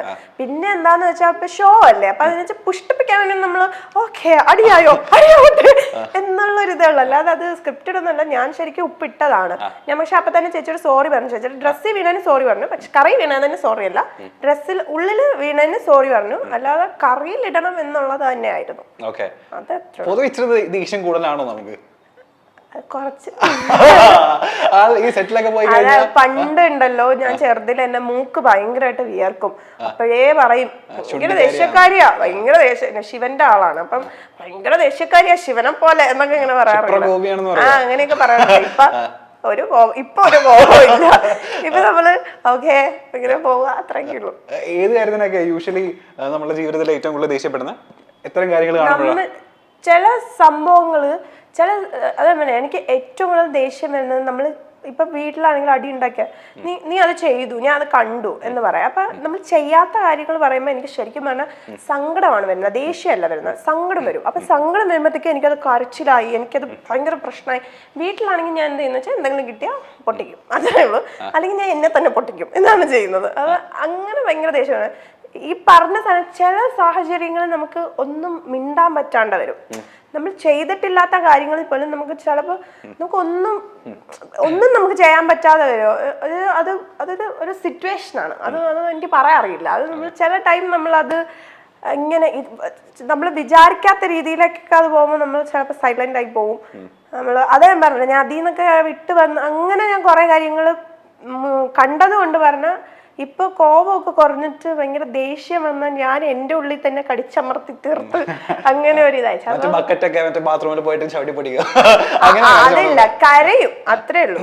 പക്ഷെ ഞാൻ ആരുടെ മുമ്പിൽ കരയില്ല കേട്ടോ. എന്റെ അമ്മയുടെ മുമ്പിൽ പോലും ഞാൻ കരയില്ല, അതിലൊന്നും വിട്ടുകൊടുക്കത്തില്ല. കരയും, അത് തനിയെ കരഞ്ഞു തീർക്കും. അല്ലാതെ ദേഷ്യം വന്നാൽ അതാ ഇപ്പൊ ചെയ്യാറുള്ളത്, കടിച്ചമർത്തും. പിന്നെ എന്താ വെച്ചാല് ചിലപ്പോ എന്തെങ്കിലും പറയും, എന്തെങ്കിലും അങ്ങ് പറയും. അപ്പോഴാണ് ഞാൻ ആലോചിക്കുന്നത്, അയ്യോ അവർക്ക് വിഷമായി കാണുമോ, ഞാൻ ആലോചിക്കും. പക്ഷെ ശരിക്കും അവരുടെ ഭാഗത്തായിരിക്കും തെറ്റ്. എന്നാലും എനിക്ക് തോന്നുന്നു അയ്യോ വിഷമായി കാണുമോ എന്ന് പറഞ്ഞിട്ട് ഞാൻ പിന്നീട് അത് ഇതുകൊണ്ടാട്ടോ, അതങ്ങനെ ഞാൻ തന്നെ അത് സോൾവ് ചെയ്യും. എനിക്ക് ആരോടും അടിയിട്ടിട്ട് കുറെ കാലം ഇരിക്കാൻ പറ്റത്തില്ല. അതെനിക്ക് ഇഷ്ടമുള്ളവരോട് എനിക്ക് ഇരിക്കാൻ പറ്റത്തില്ല. ഞാൻ തന്നെ അങ്ങോട്ട് വലിഞ്ഞേറിച്ചിട്ടും. ഇങ്ങനെ ബിബിൻ ചേട്ടനോടും നമ്മളുടെ അമ്മയോടൊക്കെ ഇതുപോലെ മനസ്സിലായില്ല. സീരിയലിലെ നമ്മളെ നായകനോട് ഇതുപോലെ നമ്മളെ അമ്മയായിട്ട് അഭിനയിക്കുന്ന ആളോടൊക്കെ ഇതുപോലെ എത്ര തവണ അടി ഉണ്ടാക്കിയിട്ടുണ്ട്? ബിബിൻ ചേട്ടന്റെ ക്യാരക്ടർ ഋഷി, അതുമായിട്ട് അങ്ങനെ വന്നിട്ടില്ല. അങ്ങനെ അടി മുന്നേ ഫസ്റ്റ് ഒക്കെ നമ്മുടെ സീരിയലിന്റെ തുടക്കത്തിൽ എന്താ വെച്ചാല് പുള്ളി പറയുന്നതിന് ഓപ്പോസിറ്റേ ഞാൻ പറയത്തുള്ളൂ, അല്ലെങ്കിൽ ഞാൻ ചെയ്യുന്നതിന് പുള്ളി എല്ലാത്തിനും തടസ്സം നിൽക്കുക. അപ്പൊ ഞാൻ നല്ല തിരിച്ചു പറയാം. അങ്ങനത്തെ ഒരു ക്യാരക്ടർ ആയിരുന്നു. അപ്പൊ അങ്ങനെ കുറെ പോയി. പിന്നെ ഈ അമ്മ ക്യാരക്ടറുമായിട്ടും പുള്ളിക്കാരത്തി എന്തെങ്കിലും പറഞ്ഞാൽ തിരിച്ചു നല്ലത് പറയാം, അങ്ങനെയായിരുന്നു. ഇപ്പൊ ചിറകുടഞ്ഞ പക്ഷേ അങ്ങനത്തെ ഒരു സിറ്റുവേഷൻ അതായതുകൊണ്ട് കുറച്ച് ഒതുങ്ങി പോകുന്ന സൂര്യൊക്കെ. ഈ കുക്ക് വിത്ത് കോമഡിയിലേക്ക് താങ്കളെ നന്നായിട്ട് കുക്ക് ചെയ്യുന്നുള്ളത് ഇവർക്ക് എങ്ങനെയാ മനസ്സിലായത്? ഞാൻ നന്നായിട്ട് കുക്ക് ചെയ്യുന്നവർക്ക് അറിയില്ല. ശരിക്കും ഇത് ഞങ്ങൾ ഓണത്തിന് ആ ഷോ ചെയ്തതാ. കുക്ക് വിത്ത് കോമഡി എന്ന് പറഞ്ഞാൽ ഓണത്തിന് ആ ഉപ്പിടുന്ന സംഭവം അതാ. ഓണത്തിന് പറഞ്ഞാൽ ചുമ്മാ ചെയ്തതാ, ഒരു സ്പെഷ്യൽ എപ്പിസോഡ് എന്ന് പറഞ്ഞിട്ട് ചെയ്തതാ. അല്ലാതെ ഇത് കണ്ടിന്യൂ ചെയ്യണമെന്ന് പറഞ്ഞ് ചെയ്തല്ല. അത് നല്ല റേറ്റിംഗ് ഉണ്ടായിരുന്നു, നല്ല അഭിപ്രായം ഉണ്ടായിരുന്നു ആളുകൾക്ക്. അപ്പൊ വിചാരിച്ചു ഓക്കെ ഇത് കണ്ടിന്യൂ ചെയ്യാം എന്ന് പറഞ്ഞിട്ടാണ് അവർ തുടങ്ങിയത്. അങ്ങനെ നമ്മൾ വന്നതാ. പിന്നെ ഫണ്ണാണല്ലോ മെയിൻ. പിന്നെ എനിക്ക് പറഞ്ഞ വള സംസാരിക്കുന്നുണ്ട്, കുഴപ്പമില്ല. പക്ഷെ കുട്ടി നന്നായിട്ട് കുക്ക് ചെയ്യുന്നുള്ളത് എനിക്ക് അറിയായിരുന്നു. ഇപ്പൊ ഉമ്മിച്ചി ഇല്ലെങ്കിലും ഒരു വീട്ടിലേക്ക് വേണ്ട എല്ലാ സാധനങ്ങളും ഞാൻ കുക്ക് ചെയ്യും നന്നായിട്ട്. ഒരു വീട് ഫുൾ നല്ലതായിട്ട് നോക്കും. നല്ല കുട്ടിയല്ല, കുറച്ച് നല്ല കുട്ടിയാ. ഇനി നല്ലതെന്ന് പറഞ്ഞു ഇനി അതിന് നെഗറ്റീവ് വരും, വേണ്ട. ഈ മറ്റേ ഉപ്പിന്റെ കാര്യം പറഞ്ഞതിന് ശേഷം ഒരുപാട് നെഗറ്റീവ് കമന്റ്സ് ഉണ്ടായിരുന്ന? അല്ലെങ്കിൽ ഈ കുട്ടിക്ക് അഹങ്കാരം കൂടുതലാ, അല്ലെങ്കിൽ അനുഷ്ഠിത കുറച്ച് ഓവറാ എന്ന് കുറെ വന്നു. നമ്മള് ഈ ചെവിയുടെ കേട്ട് മറ്റേ ചെവിയുടെ കളയും. കാരണം എന്നെ ഒരാൾക്ക് തകർക്കണമെങ്കിൽ അല്ലെങ്കിൽ എന്നെ മെന്റലി എന്നെ ഇതാക്കണമെങ്കിൽ അത് ഞാൻ ഏറ്റവും കൂടുതൽ സ്നേഹിക്കുന്ന ഒരാൾക്കേ പറ്റൂ. അതായത് ആർക്കും പറ്റില്ല. അത് ഞാൻ എൻ്റെ ചെറുതൊട്ടേ വളർന്നു വന്ന സാഹചര്യങ്ങളും എൻ്റെ വളർച്ചയിലുണ്ടായ ചില കാര്യങ്ങളും ഉണ്ട്. എന്നെ ഒരാൾക്ക് മെന്റലി ഇമോഷണലി ഡൗൺ ആക്കണമെങ്കിൽ അത് ഞാൻ വളരെയധികം സ്നേഹിക്കുന്ന ആ ഒരു വ്യക്തിക്കേ പറ്റൂ. നിലവിൽ അങ്ങനെ ഏതെങ്കിലും ഒരു വ്യക്തി ഉണ്ടോ? ഉണ്ടായിരുന്നു. ഇല്ല, ഇപ്പൊ ഇല്ല. ഇപ്പൊ ഇല്ല എന്ന് പറയാം. പക്ഷെ എനിക്കിപ്പോഴും ഉള്ളിൽ ഉണ്ടാവുമല്ലോ സ്നേഹം, അതുണ്ട്. അടിപൊളി. ഇനി നന്നായിട്ട് കുക്ക് ചെയ്യുന്ന ആളല്ലേ? ഞാൻ ചെറിയൊരു കുക്കിംഗ് റൗണ്ടിലേക്ക് പോവാണ്. ചേട്ടാ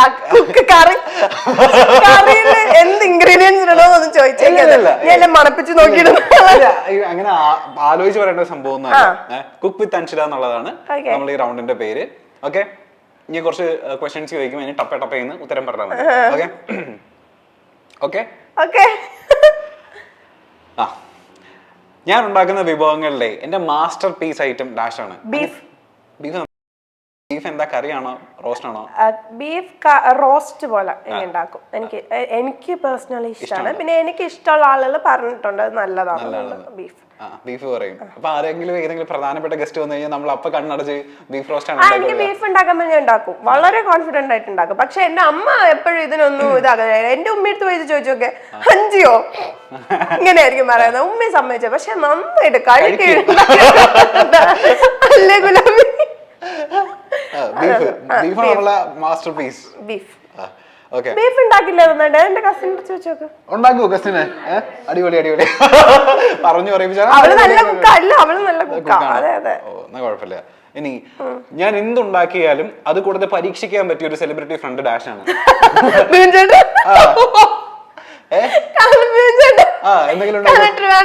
നമുക്ക് ഷൂട്ട് അവിടെ ആണല്ലോ. അപ്പൊ ഞാൻ എന്തെങ്കിലും എനിക്ക് ഷൂട്ട് ഇല്ലാത്ത ടൈമിൽ അല്ലെങ്കിൽ എന്തെങ്കിലും ഒക്കെ ആണെങ്കിൽ ഞങ്ങൾക്ക് ഫസ്റ്റ് ടൈം ഉണ്ടാകുന്നത് ഉണ്ടാക്കിക്കൊണ്ട് പോകും. ഒന്ന് കഴിച്ചോ കൊള്ളാവോ കൊടുക്കാറുണ്ട് ബിബിൻ ചേട്ടൻ. അങ്ങനെ കൊടുത്ത ഒരു സാധനം ഉണ്ടാക്കി കൊടുത്ത് പരീക്ഷിച്ച ഇല്ല. ഞാൻ ബീഫ് ഇത് മിക്കവരും കഴിച്ചിട്ടുണ്ട് ഞാൻ ഉണ്ടാക്കിയിട്ടുള്ളത്. ബീഫ് നല്ല അഭിപ്രായം കേട്ടോ. പിന്നെ ഞാൻ പറയാം, പണ്ട് കുഞ്ഞിലെ വൈകിട്ട് കുക്കറി ഷോ ഇല്ലേ ഏഷ്യാനെറ്റില്, ഇത് കാണുമായിരുന്നു. വൈകിട്ട് ഒരു 4 മണിക്കൊരു കുക്കറി ഷോ ഉണ്ടായിരുന്നു. അത് കാണുന്ന ടൈമിൽ അവർ എന്തെങ്കിലും ഒക്കെ ഉണ്ടാക്കും. അപ്പൊ എന്റെ അമ്മ ആ ടൈമില് ദുബായിലായിരുന്നു.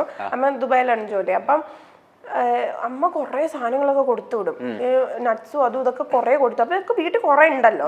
ഞാൻ നോക്കിയപ്പോ കുറെ നട്ട്സ് വാരിയിട്ട് അടിച്ച് ഓട്സ് ഒക്കെ ഇട്ട് എന്തൊക്കെ ഉണ്ടാക്കുന്നത് അതെല്ലാം വീട്ടിലുണ്ട്. ഓക്കെ, നമ്മൾ ഉണ്ടാകും. വീട്ടിൽ ഓവൻ ഉണ്ട്. അപ്പൊ പക്ഷെ ഓവന്റെ ഒരു പരിപാടി അറിയില്ല. അന്ന് ചെറുതും കൂടെ. എനിക്കൊന്ന് ഞാൻ 8-ോ 9-ോ എന്താ പഠിക്കുക. ശരി പറഞ്ഞിട്ട് എല്ലാം എടുത്ത് അമ്മക്ക് പീച്ചി ആ പാത്രത്തിനുള്ളിൽ ഇടിച്ച് കുത്തി നിറച്ച് എന്തൊക്കെയൊക്കെ ചെയ്ത് ഓവനിൽ കെട്ടി ടൈം ഇട്ട് ഇങ്ങനെ കറങ്ങിക്കൊണ്ടിരിക്കുക. കുറച്ച് പുകയൊക്കെ പുറത്ത് വരുന്നു. ഞാൻ ഇങ്ങനെ തുറന്നിട്ട് ഞാൻ കരിഞ്ഞ് അടി ഫുള്ള് കരിഞ്ഞിട്ടേ, മേളില് പാലൊക്കെ ഒഴിച്ചിട്ട്, പക്ഷെ അടി ഫുള്ള് കരിഞ്ഞിട്ട് എനിക്ക് സങ്കടം. ഇതെങ്ങനെ കളയും? കാരണം ഇത്രയും കൂടിയ അണ്ടിപ്പരിപ്പൊക്കെ ഇത്ര ഇട്ട് കുറെ ഇട്ടു. അവരിട്ടേ കൂടുതൽ ഞാൻ ഇട്ടു. പാലൊക്കെ അവര് ഒരു അങ്ങനെ കുറയണല്ലോ. എല്ലാം ചെയ്തിട്ട് ഇത് കളയാൻ തോന്നുന്നില്ല. എന്റെ ഉമ്മമായും ഉപ്പപ്പായും അന്ന് വീട്ടിലുണ്ട്. എന്റെ ഉമ്മയുടെ വാപ്പായും ഉമ്മായും വീട്ടിലുണ്ടായിരുന്നു. ഇരുത്തി തിരിച്ചു ഇരുത്ത് കഴിപ്പിച്ചു. എനിക്കത് ഓർമ്മയുണ്ട്. ഞാൻ ഇരുത്തി കഴിച്ചു. അല്ല അടിയിലത്ത് കുറച്ച് കഴിച്ചു, പക്ഷെ മുകളിലത്തെ ഫുൾ കഴിക്കണമെന്ന് പറഞ്ഞിട്ട് ഞാൻ അങ്ങനെ ചെയ്തിട്ടുണ്ട്. അടിപൊളി.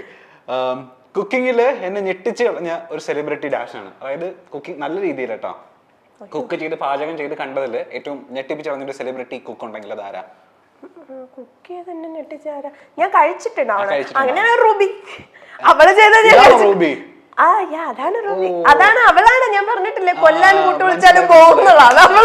റൂബി ഭയങ്കര ഫേമസ് ആട്ടോ. അവള് സീരിയൽ ആക്ട്രസ് ആയിരുന്നു. പിന്നെ അല്ലാതെ ഇപ്പൊ കല്യാണമൊക്കെ കഴിഞ്ഞ അമ്മായി വീട്ടിൽ വെറുതെ ഇരിക്കുമല്ലോ. അപ്പൊ ഈ മലയാളത്തില് സീരിയൽ ചെയ്തോണ്ടിരുന്ന കുട്ടി എങ്ങനെയാ തമിഴിലേക്ക് ചേക്ക് കയറിയത് സീരിയലിലേക്ക്? തലവരെന്ന് പറഞ്ഞൊരു വരയുണ്ട്. ദൈവം അങ്ങ് വരയ്ക്കുകയാണെങ്കിൽ ഒരു പോയിന്റ് എത്തുമ്പോ. എനിക്ക് തമിഴ് ഭയങ്കര ഇഷ്ടമാണ്. എന്റെ ചെറുതൊട്ടേ എനിക്ക് തമിഴ് ഇഷ്ടമാണ്. ഞാൻ ഏറ്റവും കൂടുതൽ കേൾക്കുന്ന തമിഴ് സോങ്സ് സിനിമയൊക്കെ കാണുന്നത്. അപ്പൊ തമിഴ് ഇഷ്ടമാണ്. അങ്ങനെ തമിഴ് സീരിയൽസ് ചെയ്യണം എന്നൊക്കെ ആഗ്രഹം ഉണ്ടായിരുന്നു. നമ്മൾ മലയാളം ചെയ്തു, അപ്പൊ ഓക്കെ തമിഴ് ചെയ്യണം എന്നൊക്കെ. അപ്പം ഏതോ ഒരു ടൈമിൽ ഫുഡ് കഴിച്ചുകൊണ്ടിരുന്നപ്പോൾ ഇതെനിക്കൊരു കോള് വന്നു അവിടുന്ന്. അതെനിക്കൊരു സീരിയലിന് വേണ്ടിയിട്ടാന്നൊക്കെ പറഞ്ഞു. പക്ഷെ ഞാൻ ഫസ്റ്റ് എനിക്ക് ചെയ്യാൻ പറ്റില്ലായിരുന്നു. ഡേറ്റ് പ്രശ്നമായിരുന്നു. കൂടെ വിടേണ്ട ഡേറ്റ് ആയിരുന്നു അവർ ചോദിച്ചത്. അപ്പൊ അത് നമ്മളെ കൂടെ ഇവിടെ വിട്ടിട്ട് നമ്മളവിടെ പോകില്ല.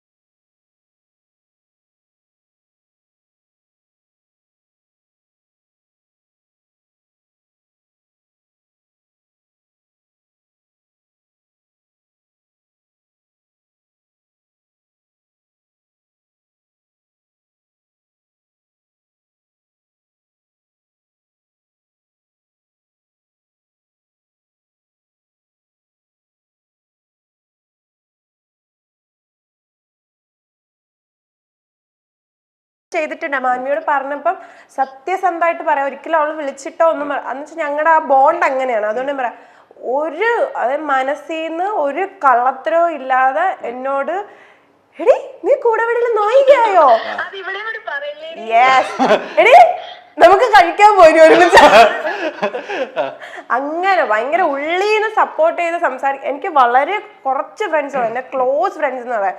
അതിൽ മാൻവി ഇരിക്കുന്ന ഈ സാധനം, പിന്നെ വിൻചേട്ടൻ, അങ്ങനെ കുറച്ചാള്, വളരെ കുറച്ച് ആളുകളേ ഉള്ളൂ. അതിലൊന്നാണ് ഇന്ന് അവള് പറയാ ഞാനും വരുന്നെന്ന് പറയാം. എനിക്കപ്പോ ഭയങ്കര സങ്കടമായി, അതാ പെട്ടെന്ന് ചിരിച്ചത്. പോട്ടറ കുട്ടാ, നീ ഇപ്പൊ നന്നായിട്ട് ഫുഡ് കഴിക്കും, ഇന്ന് നിന്റെ ഫുഡിന്റെ ചെലവ് ഞാൻ ചെയ്യും. ശരി മോനെ, എങ്കിൽ വിളിക്കാം. ശരി. ഭയങ്കര സ്നേഹമാ. അയ്യോ, ഞാൻ ചാവാൻ പോകുന്നു ഇപ്പൊ പറഞ്ഞെന്ന് വെച്ചോ, ഞാൻ ഇപ്പൊ പറയാം ഞാൻ ചാവാൻ പോവാടി, അപ്പൊ ഞാനും വരാടി, ഇതേ ഇരിക്കുന്ന ഈ സാധനം, ഇത് പറയാം ഞാനും വരാടി. നമ്മള് ഇടയ്ക്ക് നാട് വിട്ടു പോകാനൊക്കെ പ്ലാൻ ചെയ്തിട്ടില്ലേ? ഞങ്ങൾ ഇടയ്ക്ക് നാട് വിട്ടു പോകാനൊക്കെ പ്ലാൻ ചെയ്തിട്ടുണ്ട്.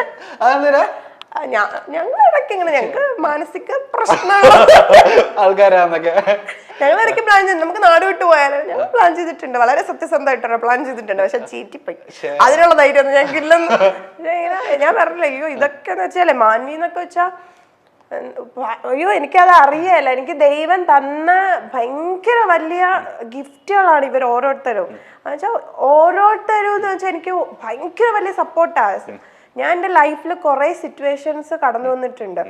ആ ടൈമിലൊക്കെ എന്ന് വെച്ചാൽ ഞാൻ തളർന്നു പോവാതെ ഞാൻ ഇന്ന് ഇവിടെ ഇരിക്കണമെങ്കിൽ അതിൻ്റെ മെയിൻ റീസൺസ് ഇവർ ഓരോരുത്തരുമാണ്.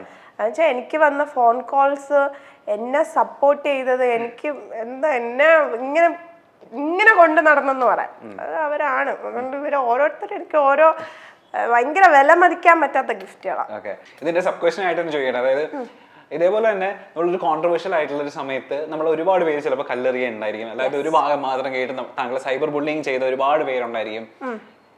ഈ സമയത്ത് താങ്കൾക്ക് ഒരു അവസരം തന്നിട്ട് എന്തെങ്കിലും അതിലൊരു ന്യായീകരണോ അല്ലെങ്കിൽ തന്റെ ഭാഗം കേൾക്കാൻ ഒരു അവസരം തരുവാണെന്നുണ്ടെങ്കിൽ എന്തെങ്കിലും ക്ലിയർ ചെയ്യേണ്ടതുണ്ടോ? ഞാൻ പറയാമല്ലോ, ഫസ്റ്റ് തന്നെ പറയാം, ഈ കല്ലെറിയുന്ന ആൾക്കാരെന്നും കല്ലെറിഞ്ഞുകൊണ്ട് തന്നെ ഇരിക്കും. എന്ന് വെച്ചാൽ ഞാൻ മനസ്സിലാക്കിയത് കുറച്ച് ആളുകളുണ്ട്. അതായത് ഒന്നെന്ന് വെച്ചാൽ നമ്മൾ എത്ര നമ്മൾ നല്ലത് ചെയ്താലും നമ്മളെ വലിച്ചു താഴെ ഇടും. ഒന്നെന്ന് വെച്ചാൽ നമ്മളെ വളർച്ചയിൽ ഒട്ടും ഇഷ്ടപ്പെടാത്ത ആളുകളാണ് അവർ. എത്ര ഇനി വളർന്ന് അല്ലെങ്കിൽ എന്ത് ചെയ്താലും അവർക്ക് കുറ്റം മാത്രമേ അതറിയൂ. പിന്നെ ഒന്ന്, നമ്മൾ എന്ത് ചെയ്താലും നമ്മളെ സപ്പോർട്ട് ചെയ്യുന്നില്ല. ഒന്ന് നമ്മൾ കുറ്റം ചെയ്താലും നമ്മളെ ഇത് ചെയ്താൽ ശരിയല്ല എന്ന് പറഞ്ഞാൽ നല്ലതിന് അതാണ് എൻ്റെ ഏറ്റവും അടുത്ത ഫ്രണ്ട്സുകളെല്ലാം അതാണ്.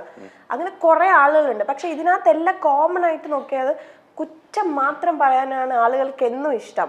പിന്നെ ഞാൻ ഇന്നും ആ ഒരു സംഭവത്തിനെ കുറിച്ച് ഞാൻ കൂടുതലൊന്നും പറയുന്നില്ല. കാരണം എന്താ വെച്ചാൽ കുറെ നടന്നു, കുറെ സംഭവങ്ങൾ അങ്ങ് ഞാൻ പോലും അറിയാതെ, ദൈവം അറിയാതെ കുറെ സംഭവം, മനുഷ്യന്റെ ക്രിയേറ്റിവിറ്റിയിൽ കുറെ സംഭവങ്ങൾ നടന്നു. അതെല്ലാം ഓക്കെ, നടന്നോട്ടെ. പക്ഷെ ആ ഒരു ടൈമിൽ ഒരു കാര്യം മാത്രം ഞാൻ പറയാം, ആ ഒരു ടൈമിൽ മനഃപൂർവ്വം ഇന്റർവ്യൂ കൊടുക്കാത്തതാ. എനിക്ക് ഇഷ്ടമല്ല എൻ്റെ ലൈഫ് കൊണ്ടുവന്ന് ആരുടെ മുമ്പിൽ തുറന്നു വെച്ചിട്ട് ഇതാണ് നടന്നത്, ഇതാണ് സംഭവം എന്ന് പറഞ്ഞാൽ എനിക്ക് ആരുടെ സിമ്പതി വേണ്ട. എന്നുവെച്ചാൽ ഞാൻ നന്നായിട്ട് പകല് നന്നായിട്ട് കഷ്ടപ്പെട്ട് സീരിയൽ ചെയ്ത ഓരോരുത്തർക്കും അറിയാം എന്തോരം കഷ്ടപ്പാടുണ്ടെന്ന്. നമ്മൾ ആരും വിചാരിക്കുന്ന എനിക്ക് അതൊരു ഈസി ആയിട്ടുള്ളൊരു ജോലി അല്ല അത്. രാവിലെ ഞാൻ ഇപ്പം നായികയായിട്ട് ചെയ്യുന്നുണ്ടെങ്കിൽ അതിന് എന്തെങ്കിലും ഒരു പ്രതിഫലം എനിക്ക് ദൈവം തരുന്നുണ്ടെങ്കിൽ ഞാൻ അത്ര കഷ്ടപ്പെട്ടാ. എന്നുവെച്ചാൽ രാവിലെ തൊട്ട് രാത്രി വരെ അത്രമാത്രം കഷ്ടപ്പെടുന്നുണ്ട്. അത് ഓരോ സീരിയൽ ചെയ്യുന്ന ഓരോരുത്തർക്കും അറിയാം. ഇപ്പം ഞങ്ങൾ കഷ്ടപ്പെടുന്നില്ല എന്ന് പറയുന്നെങ്കിൽ മേ ബി അവരുടെ ക്യാരക്ടർ അങ്ങനെ ആയിട്ടായിരിക്കാം. പക്ഷെ ഞാൻ അങ്ങനെ നല്ല ക്യാരക്ടർ ചെയ്യുന്ന ഒരാളാണ്, നല്ല കഷ്ടപ്പെട്ടിട്ടാണ്. അതുകൊണ്ട് എനിക്ക് ആരുടെ സിമ്പതി വേണ്ട, ഞാൻ സിമ്പതിയിൽ ജീവിക്കുന്ന ആളും അല്ല. എനിക്ക് ആരുടെ മുമ്പിൽ കൊണ്ടുവന്ന് എൻ്റെ ജീവിതം തുറന്നു വെച്ചിട്ട് എൻ്റെ ജീവിതം ഇതാണ് നടന്നതെന്ന് പറയാൻ എനിക്ക് ഇഷ്ടമല്ല. അന്നും ഇഷ്ടമല്ല, ഇന്നും ഇഷ്ടമല്ല, അതെനിക്ക് ഒരിക്കലും ഇഷ്ടമല്ല. പക്ഷെ ഒരു കാര്യം പറയാം, ഒരിക്കലും ഒരാൾ പറയുന്ന കേട്ടിട്ട് ഒരു മനുഷ്യനെ നമ്മളൊന്നും പറയരുത്. അതെൻ്റെ ലൈഫിൽ ഞാൻ പഠിച്ചതാണ്. നമ്മൾ മുന്നേയൊക്കെ പല കേസുകളും ഇപ്പം ആണുങ്ങൾ സ്ത്രീകളെ ഇതാക്കി എന്നൊക്കെ പറഞ്ഞിട്ട് നമ്മൾ ആ ആണിനെ പാടെ നമ്മൾ പറയും. ഇവ ഇങ്ങനെ കാണിച്ചതെന്ന് നമ്മൾ പറയും. പക്ഷെ ഞാൻ എൻ്റെ ലൈഫിൽ ഇനി ഞാൻ പറയില്ല അങ്ങനെ. ഒരിക്കലും പറയാം, രണ്ട് ഭാഗവും കേൾക്കാതെ ഒരിക്കലും ഒരു മനുഷ്യനെ നമ്മളൊന്നും പറയരുത്, ഒരിക്കലും പറയരുത്. അത് ഏറ്റവും വലിയ തെറ്റാണ്. പിന്നെ 3 പേരുടെ ഉള്ളിൽ നടന്ന ഒരു പ്രശ്നം ആ 3 പേർക്ക് അറിയാം അവിടെ എന്താണ് നടന്നിട്ടുള്ളതെന്ന്. ഇപ്പൊ സിമ്പതിക്ക് വേണ്ടിയിട്ട് പലരും വന്നിരുന്ന് പലതും പറയും, എന്നെ അങ്ങനെ ചെയ്തു ഇങ്ങനെ ചെയ്തു, വോയിസ് റെക്കോർഡ് വെളിയിൽ വന്ന് എല്ലാം ചെയ്തു. ഞാൻ ഒരു വോയിസ് റെക്കോർഡിന്റെ കാര്യം മാത്രം ഇപ്പൊ പറയാം. അത് കേട്ടിട്ടുണ്ടോ? ആ വോയിസ് റെക്കോർഡ് ഒരു മിനിമം കോമൺ സെൻസ് ഉള്ള ആൾക്ക് കേട്ടാൽ അറിയാം അത് എഡിറ്റഡ് ആണ്, അത് കട്ട് ചെയ്തിട്ടുണ്ട്. അത് ചേട്ടന് തോന്നിയിട്ടുണ്ട് അത് കേട്ടിട്ട് കട്ട് ചെയ്ത് അത് എഡിറ്റ് ചെയ്ത് വെച്ചതാണ്. അത് മേ ബി എനിക്ക് അത് ആയതുകൊണ്ട് അതങ്ങനെ എഡിറ്റഡ് ആണെന്ന് എനിക്ക് അറിയാവുന്നത് കൊണ്ട് അതെനിക്ക് ഒരു പ്രാവശ്യം കേട്ടപ്പോൾ മനസ്സിലായി. പക്ഷെ എനിക്കറിയില്ല, ഏതോ ഒരു യൂട്യൂബർ വന്നിട്ട് ഒരു പ്രാവശ്യം ഒരു ഇന്റർവ്യൂ അതെനിക്ക് ആരോ അയച്ചായിരുന്നു, പറയുന്നുണ്ട് അതിനകത്ത് ഇത് ഇങ്ങനെയല്ല, ഇത് എഡിറ്റ് ചെയ്തതാണ്. ആ ചേട്ടൻ തന്നെ വന്നിരുന്നു, ഏതോ ഒരു ചേട്ടൻ, എനിക്ക് അറിയില്ല കേട്ടോ, വന്നിട്ട് അത് കേക്ക് അതൊരു മിനിമം കോമൺ സെൻസ് ആണ്. അത് എഡിറ്റ് എന്തുകൊണ്ട് അതിന്റെ ഫുൾ ഇതാരും ചോദിച്ചില്ല. അങ്ങനെ കുറെ സംഭവം ഉണ്ട്. അപ്പം 3 പേർക്കുള്ളിൽ നടക്കുന്ന ഒരു സാധനത്തിന് വെറുതെ കേട്ടിട്ട് അവരങ്ങനെയാണ് അവരിങ്ങനെയാണെന്ന് ജഡ്ജ് ചെയ്യാൻ ലോകത്ത് ആർക്കും അവകാശമില്ല. കാരണം ഇന്ന് ഞാൻ നല്ലതാണോ എന്ന് എന്നോട് തന്നെ ചോദിക്കണം. അപ്പൊ എനിക്കേ അറിയത്തുള്ളൂ ഞാൻ എന്തൊക്കെ ചെയ്യുന്നുണ്ട്, ഞാൻ എത്രമാത്രം നല്ലതാണെന്ന് എനിക്കേ അറിയുള്ളൂ. അതേപോലെ ഓരോ വ്യക്തികൾക്കും അവർക്കേ അറിയത്തുള്ളൂ അവരുടെ ലൈഫിൽ എന്താ നടക്കുന്നതെന്ന്. പുറത്തുനിന്ന് ഒരാൾക്ക് പലതും പറയാം. ഇപ്പൊ തന്നെ എനിക്ക് അറിയില്ല. ഞാൻ ആ ടൈമില് ഞാൻ ശരിക്കും പറഞ്ഞാല് ആ ടൈമിൽ ഞാൻ എൻ്റെ റൂം ചെന്നൈയിൽ എനിക്കൊരു അപ്പാർട്ട്മെൻറ്റ് ഫ്ലാറ്റാണ് ഇവർ തന്നിരിക്കുന്നത്.